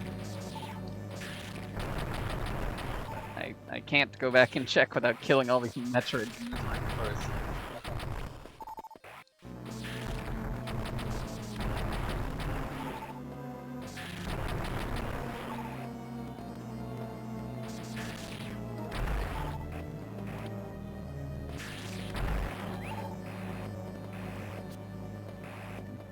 Let me go back and see what that was.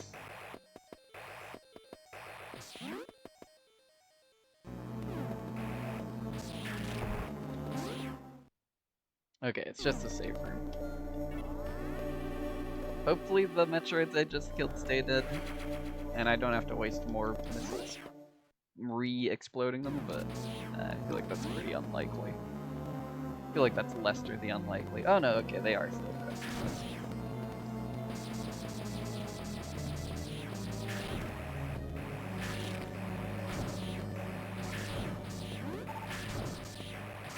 Another big change is that the Rinkas, the Spaghettios, actually do give you items in this one. I guess to make up for the fact that the Metroids don't respawn. So you need to be able to get renewable resources somewhere.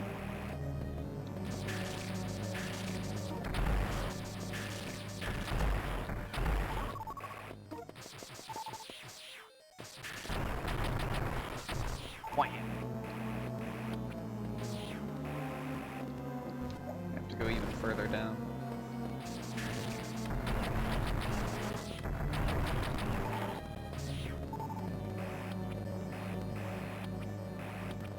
There we go. Oh, there are save rooms every like 3 feet down here.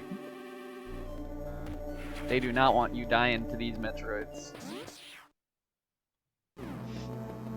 This room's blue! Why is it blue?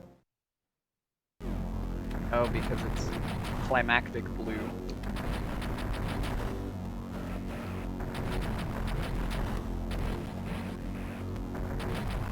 Ouch.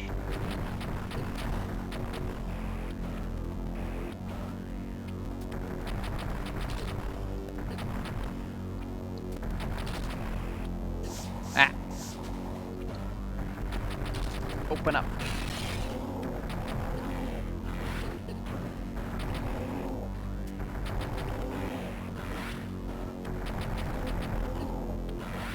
Ah.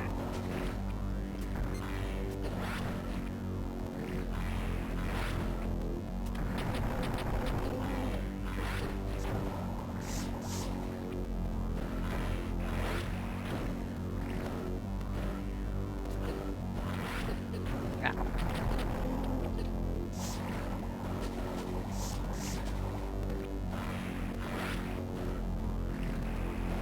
Hi Mega, game's been pretty good. I think Metroid, I have the same, I almost have the same fusion on it. I think Metroid Zero Mission is very fun. Did I do every Shine Spark? No, but I did do that one Ball Spark. That's like, sort of weird, that gives you like a super missile. Which was exactly perfect because I needed that last extra super missile to kill Nether Brain right there. So ended up working out quite well.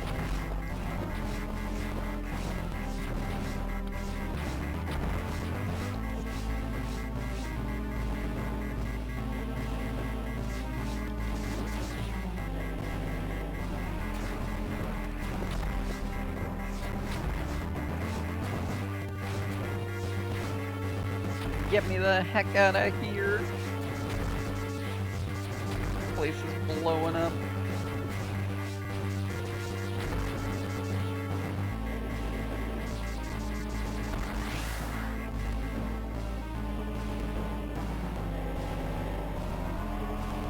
Clean exit. Easy peasy. Talk about a zero mission because there was zero attempt at resistance by the enemy. They got flattened, they got steamrollered.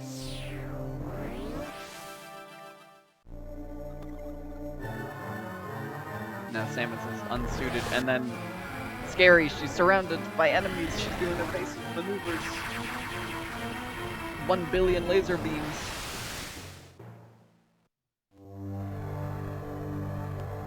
We made it out though, it's fine.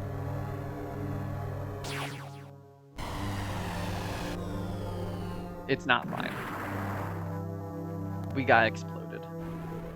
Bad news. We got exploded.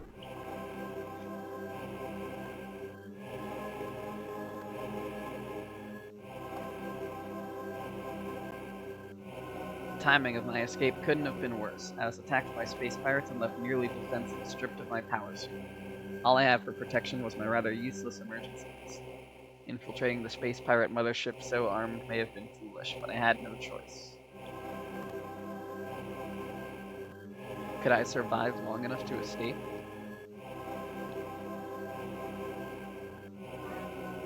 Pistol. An auto-charging pistol. Stun enemies with charged shots.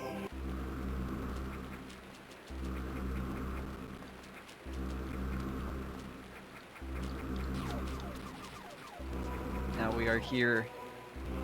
Crash landed in Chozodia, now it's rainy out.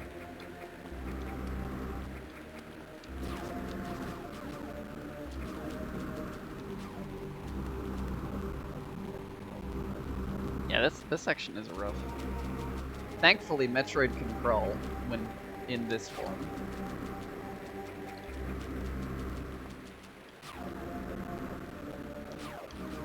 Open up.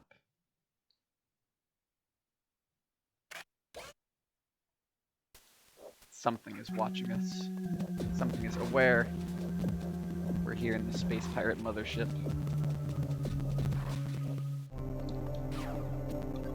Map room. I love that this map room just like latches onto the front of your pistol, and that's how it uploads the map. Mothership map data acquired. And a save room. Metroid is a girl? Yeah, many such cases.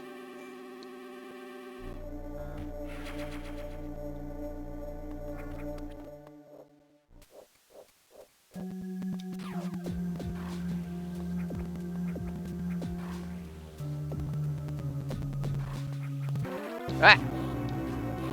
Dang it. I was hoping he wouldn't see me. Just gotta pass right by you there.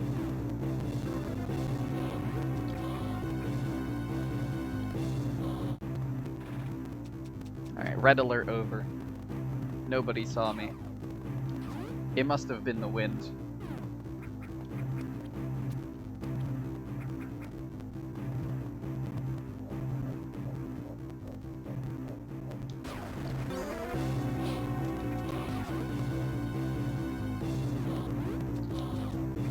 I missed my shot. Ah! Whoa, friendly fire. Careful there, bud. Blew up your ally.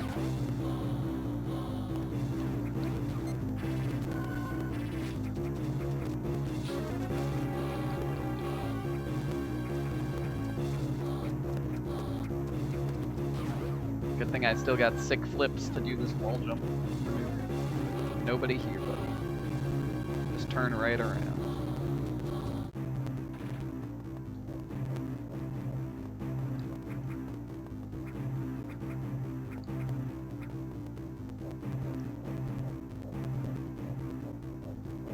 I think this is... So this obviously was not in the original Metroid. This is a wholly new bit that they added for this game that I think...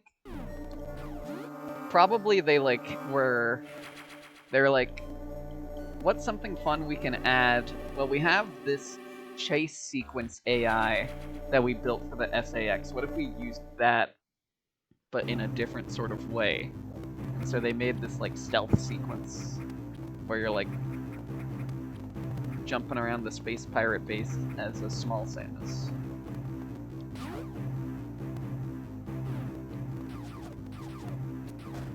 Oh, come on, man. You weren't... Why were you just camping out there, huh? It's very rude of you.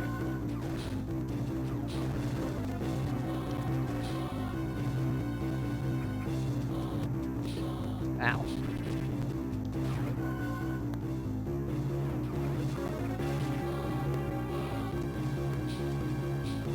I fell into a supply closet. That's fine. Nobody can see me in here, at least.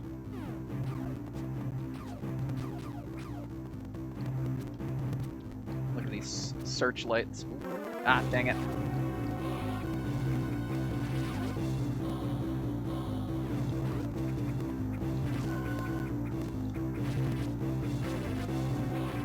Trying to wall jump. There we go.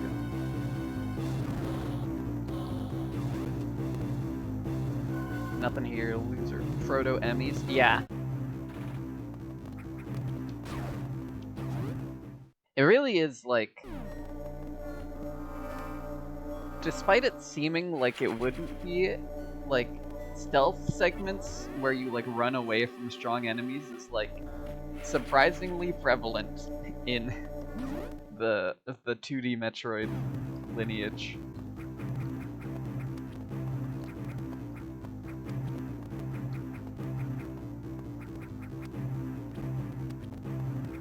Ah, dang it. I almost made it through this whole room without tripping one of those alarms. But that's fine, I can just schmooze. Who needs stealth when you can just go fast? Okay, I need you to not be inside my hitbox.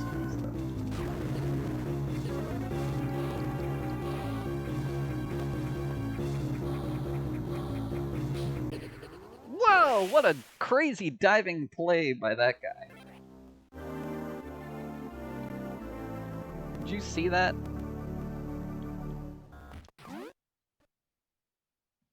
He was ready and willing to make the biggest play of all time to capture Samus.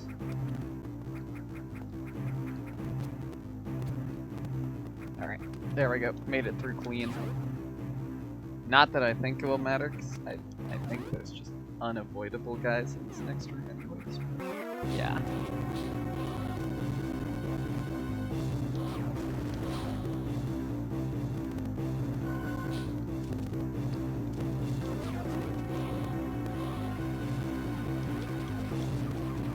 Big tube?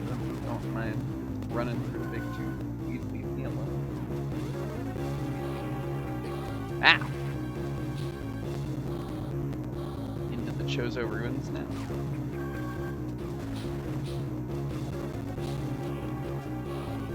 Boy, you are persistent.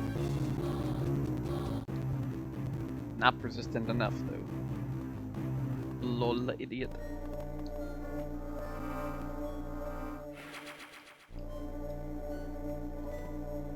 Ran right by me. They're gonna be looking for someone who's not in the save room.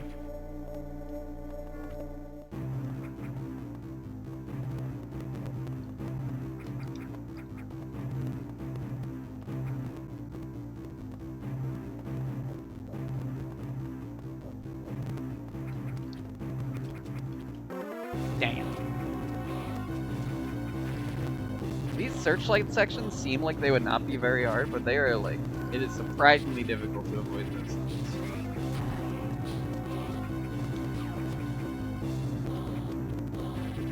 Ouch.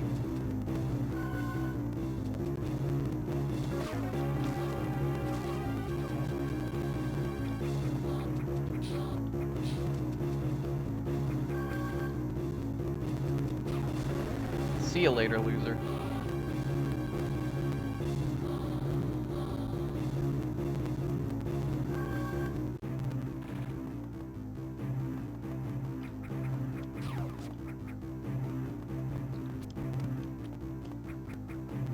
These eyeball things are also tough to get by.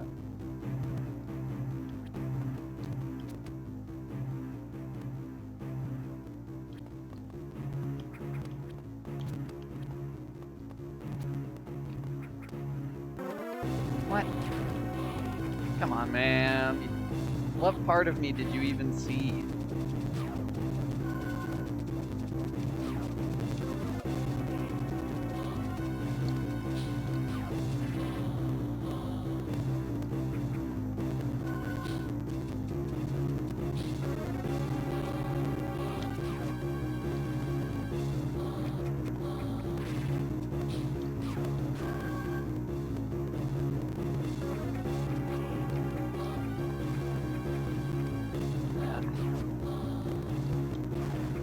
I do like that they play with your expectations here, at least. They're like, oh, I found a save point, and then that guy just comes crawling right at you from the other side, and you're like, ooh, maybe not.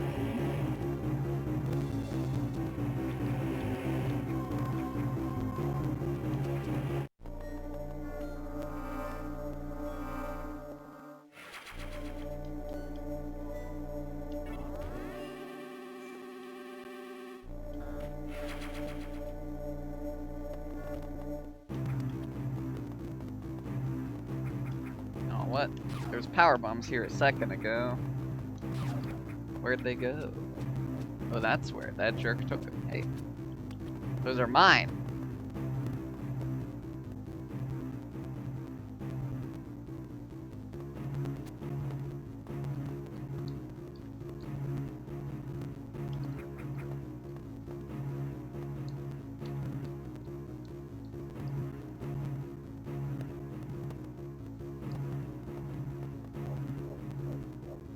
Creeping on by the searchlights.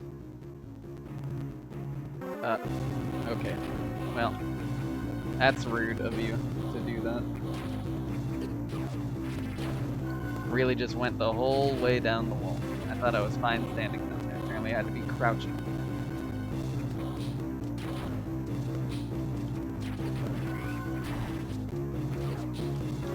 Ow, stop.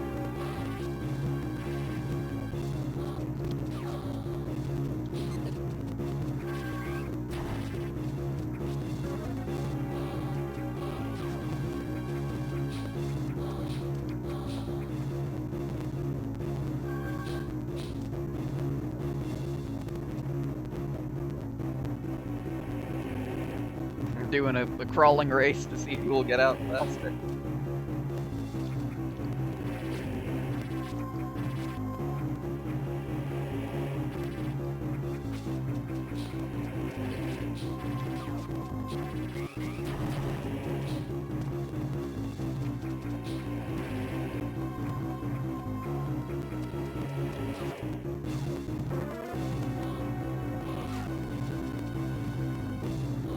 Really?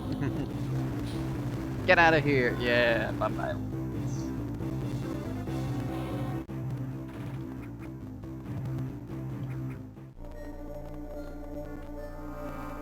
Wow, I nearly got owned. I didn't notice how low my HP got there, but I was one hit from death in that chase. That's crazy.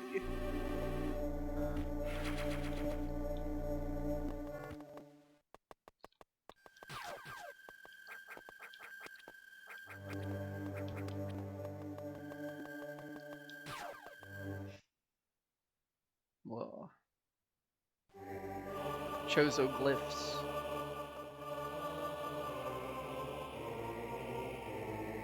Look at that thing. That guy's wearing power armor.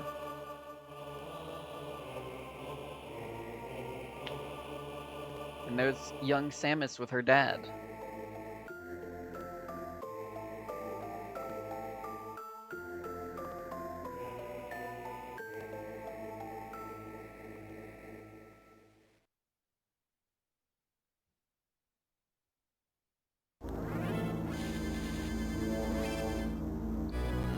Now we must solve the test of courage.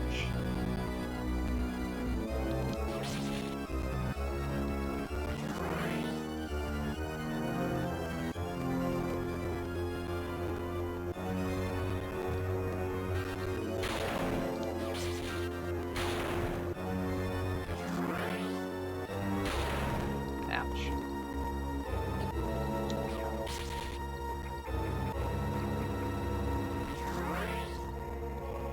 Saddest backstory ever told. Ouch.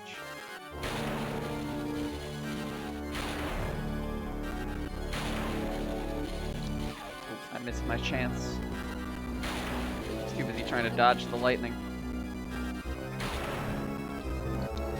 There we go. Got all 4 runes.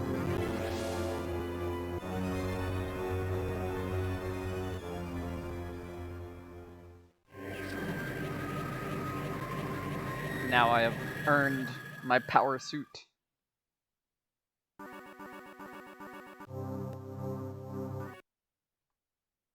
And we know what these are now. Plasma. This powerful beam can blast through multiple enemies. Gravity suit reduces damage from foes, enables free movement in water, stops lava damage. And space jump, somersault continually in the air. Use A mid somersault to jump again. You got your fully powered suit.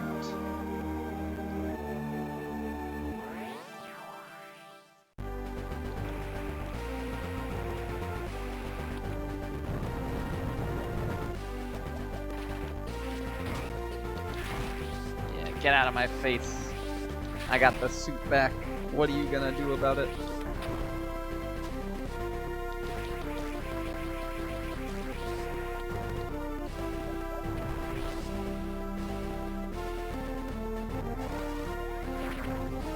Super missiles. I can do anything.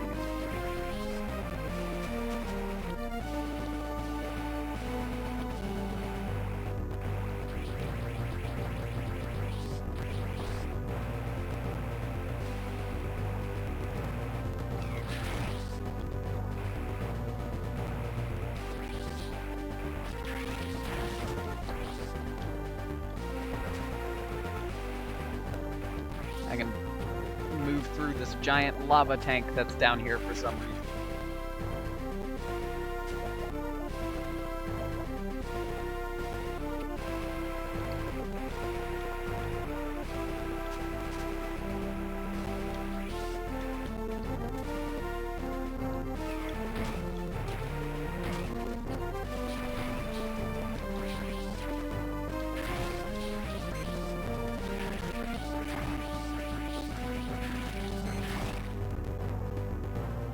That dude had no idea where he was even getting blasted from. He sure was getting blasted.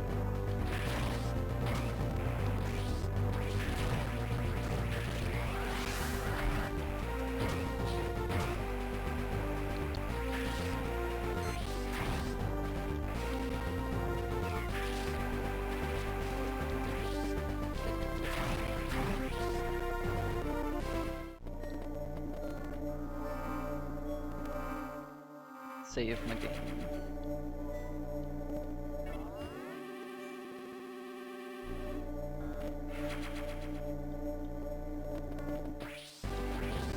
I love this detail. This is one of my favorite funny little comedy moments of the game, is that now that the tables have turned and I have my fully powered suit, now this hiding spot is not for me, this is for the pirates that hide from Samus. I love this. It's such a silly little detail.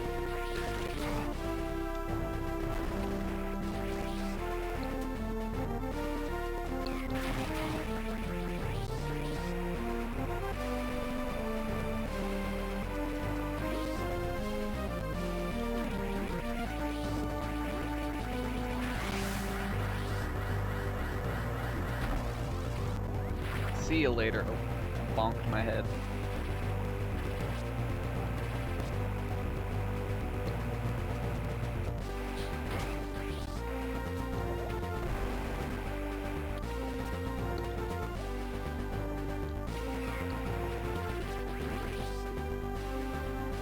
It was his first day on the job.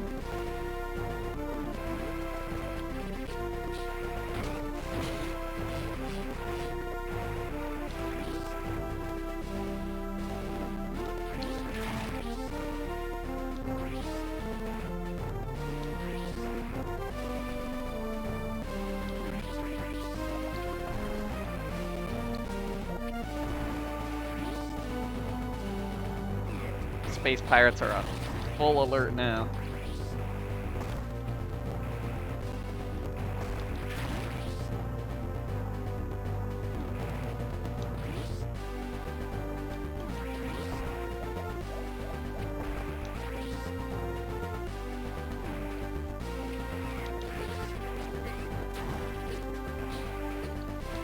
But these gray guys, they do mean business. They can't be screw attacked when they actually do take multiple hits. They got some fancy armor they do.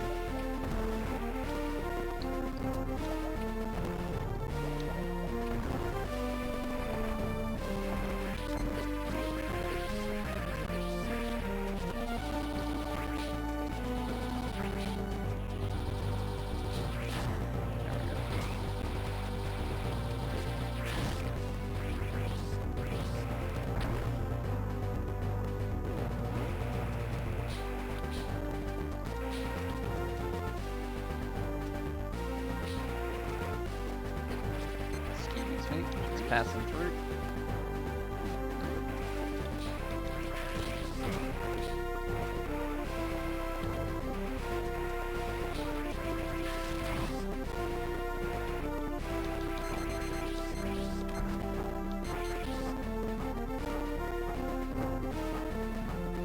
I like the continuity of the space pirates having these weird little slow walking trash cans on their spaceships.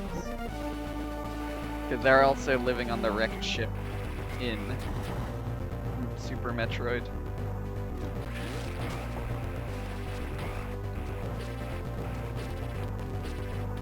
Yellow door. Can't open that.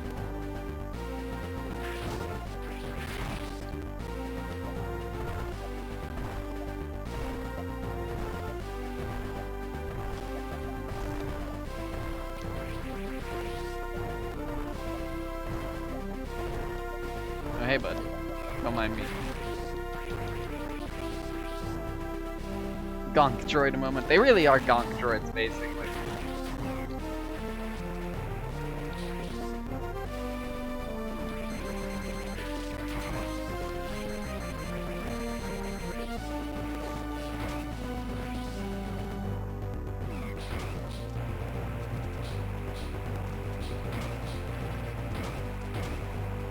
Pretty hard to argue that they're anything but gonk droids.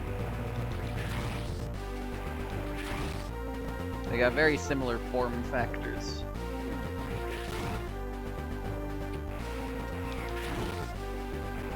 We're here at the command center of the ship.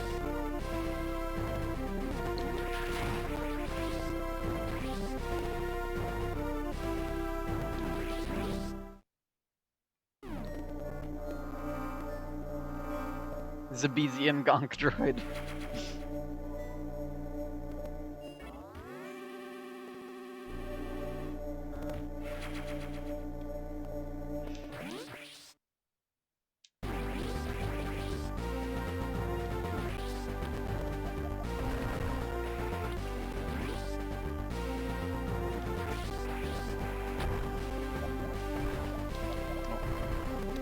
I need a special bomb to get through this door.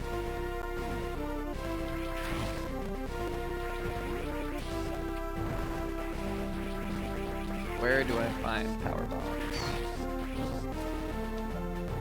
This way, I guess. Oh, yep, that would be it. Look at that funny fella just walking away with them, stealing my prize. Yoink them from right under their nose, they'll have no idea. Power bombs. You guys can come in, it's fine.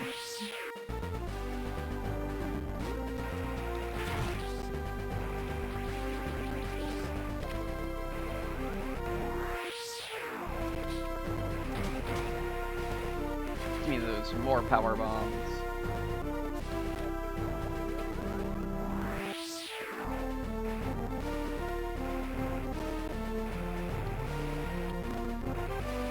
How do I actually get out of here?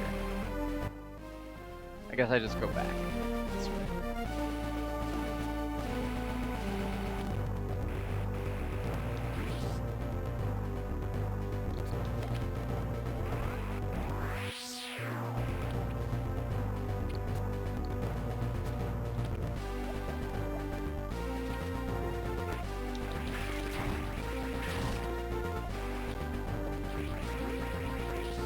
There we go.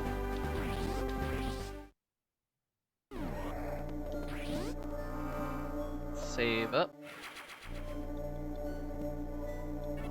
Let's see what's lying in wait at the top of this spaceship.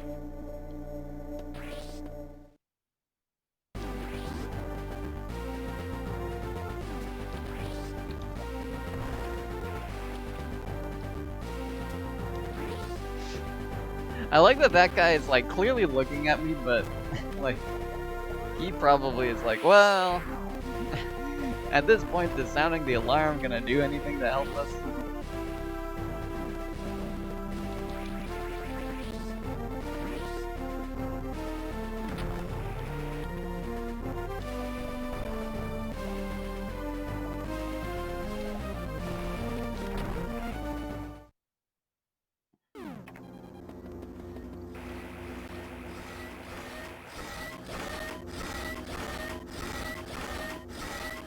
Boy, this guy really is clinking and clanging, huh?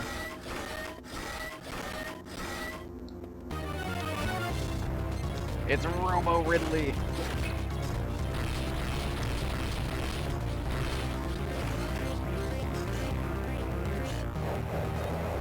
So this Ridley is metallic gray and green, and this Ridley is also in Smash Bros. It's the one recolor of his Meta Ridley variant with these colors, which is very cool.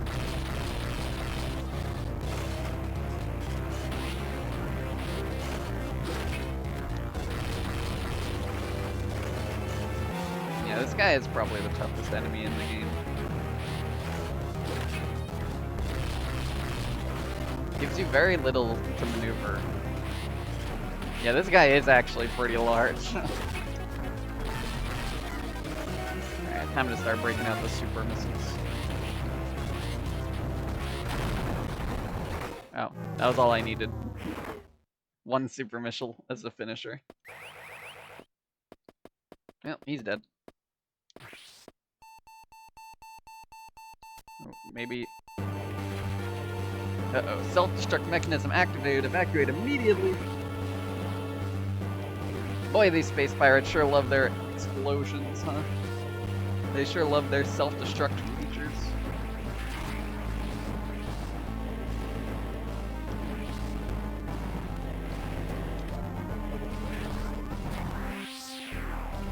Open up.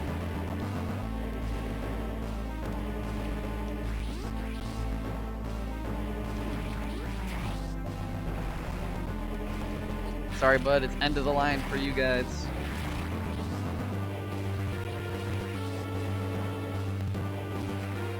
Boss said evacuate or die, and you chose not to evacuate.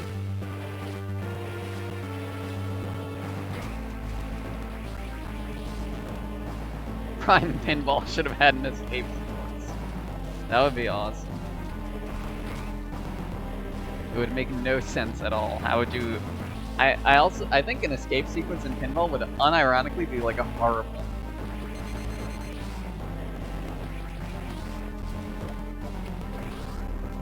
These are speed booster blocks. I think it might be faster to just go this whole way than to try and move that gonk droid out of the way.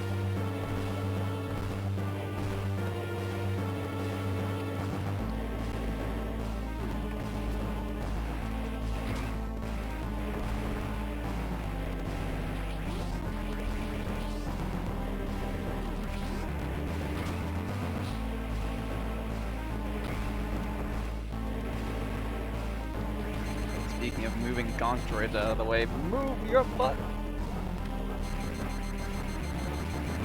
would be funny. That's true. So we're on the clock.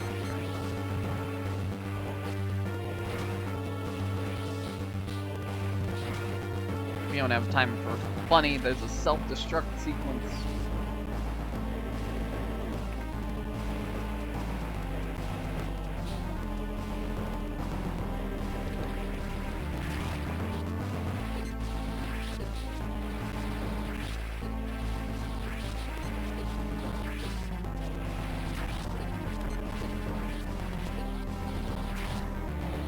Get blasted. Sorry, bud, this is mine now.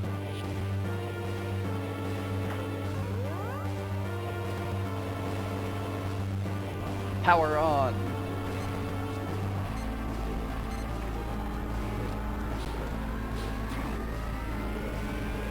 That poor dude, what did he think was going to happen? And we're out.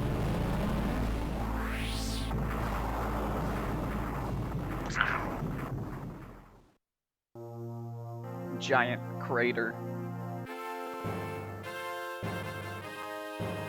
Mission accomplished.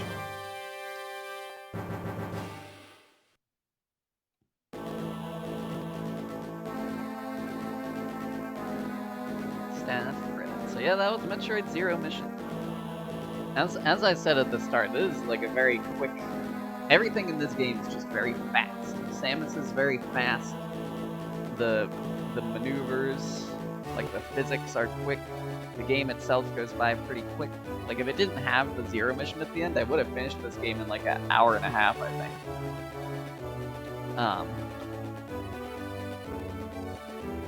But it's pretty good. It's a neat remake of Metroid 1 that has like a whole lot of very different stuff in it. Like, it really is not the same experience as Metroid 1 at all.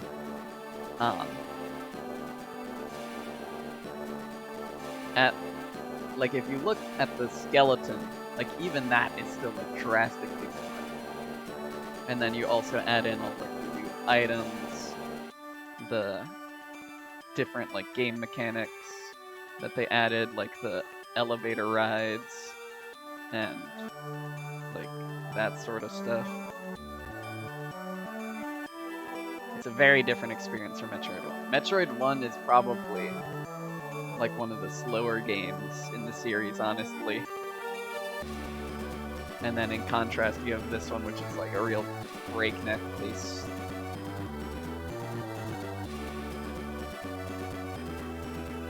But I really like this one. It's not my favorite. Partly, I think, because it is just so short. And the Zero mission is a bit of a pace killer. But this one's fun. I will say though, if you go for 100% in this game, it's kind of obnoxious. Because yeah, the comic style, the art is really cool as well. And we zoom in and we see awesome drawing of Samus and her dad's. Look at that. Adorable.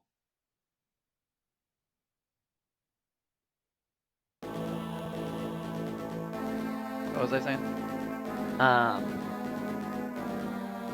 Yeah, this is not my favorite because it's very short, but it's very solid baseline.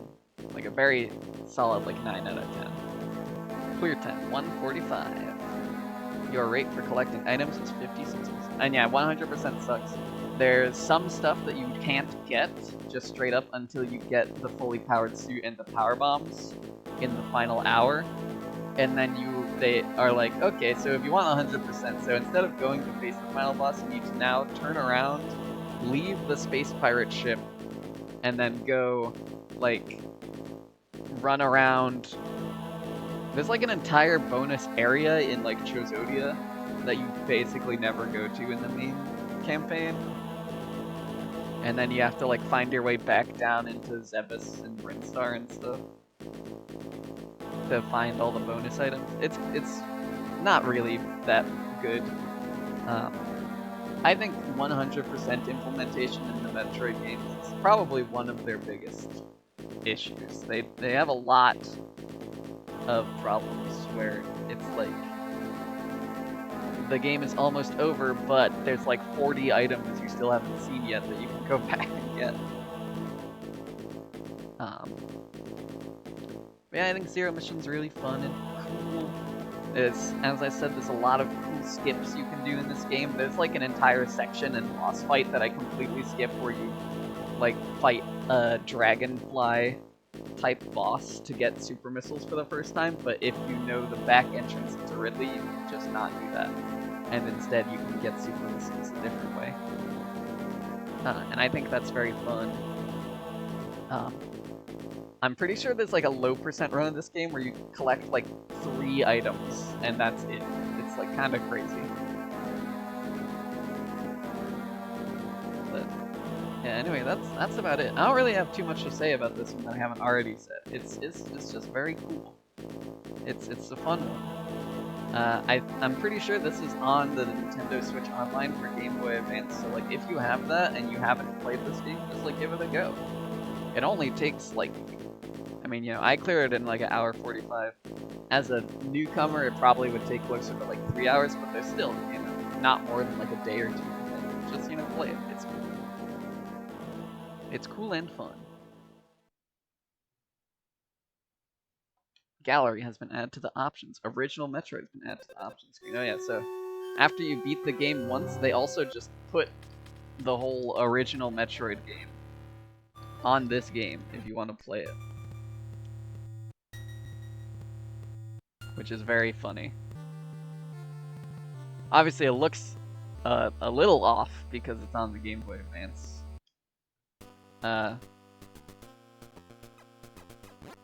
But it is the original Metroid. We can go over here and get our old Mari and die to an enemy.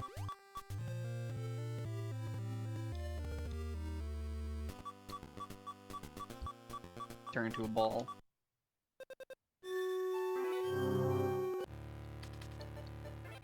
Yeah, there's this Metroid Fusion link here where if you have link cable and you have a GBA with Metroid Fusion, I think you can like share some sort of data. I should see if I can do that because I do have both of those games physical and I have a link cable and I have two Game Boy Advance. I don't think I've ever tried to see like what that actually does. We got the gallery. There's this art of Zero Suit Samus that we got at the end.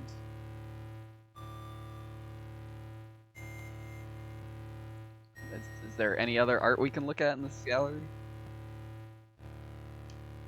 No, I guess not. I guess that's one thing I can say about this game. I don't like the Zero Suit at all. I'm really not a fan of this design concept. Like this entire idea it's not good, and like everyone knows it's not good, right? Like I'm not breaking new ground by saying this, but like why did they do this? Why did they like the outfits that she wears in like Super Metroid and Metroid Fusion, like those are way more sensible. And also in those games you can see like in Super Metroid like Samus is like buff. Like she's got muscles. She has like a 6-pack. This is not the case for this Samus at all. It's like they completely changed her body type. They gave her this really stupid hairstyle where it's like she's got these weird swoopy bangs and side locks and then this high ponytail that like doesn't make sense to wear under the armor because it would like get caught up in the hinges of the neck and the helmet. Like it doesn't make sense to do this. Like if Samus is going to have like long hair under her helmet, like in the past game, she just like has it loose, which like makes sense. But like, if you're going to say like, oh, Samus actually has her hair styled under the suit, it needs to be like a bun. This ponytail doesn't make any freaking sense. Like, there's no room. It wouldn't go anywhere. It would just like catch on stuff. Like when you turn your head, you would just get that like awkward, like jerky. Like, it's not good. It doesn't make sense. And then, you know, also it's just like I genuinely think that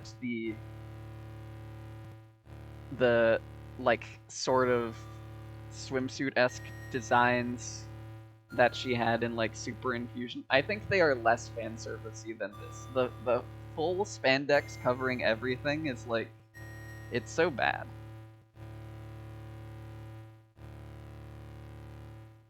Like, at least put some bits of like metal or something on it. Like if this was like a Evangelion plug suit, I would be more okay with it.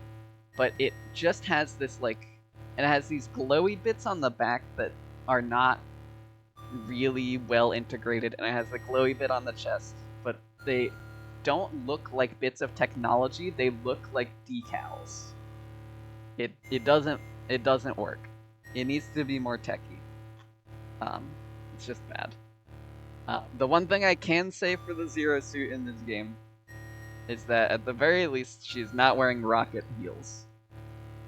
But like, that is the bare minimum of design choices to not give her high heels, and then they fucked that up later in later games, so like it doesn't even matter. But anyways, Zero suit rant aside, I think this game is pretty cool. And yeah, that's about all I have to say on it. So with that, I will be back on Wednesday. It might be Overwatch, or it might be return to the Mario 64 Crazy Glove game. Wait, go back to the gallery. What is with her hand? Oh, I don't know. We can look.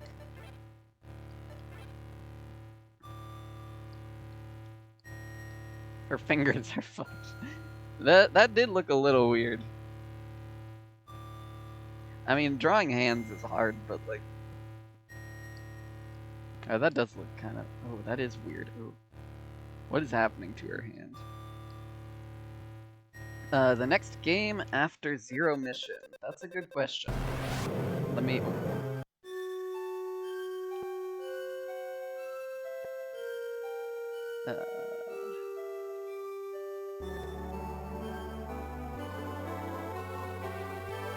After Zero Mission, the next game up will be next week. I'll be playing Metroid Prime 2 Echoes. So we'll be back to the Prime series again. So that should be fun. So yeah, tune in this Wednesday for either Overwatch or Mario 64, and then next Metroid Monday it will be Metroid Prime 2 Echoes. So until then, I will see you all later. Bye.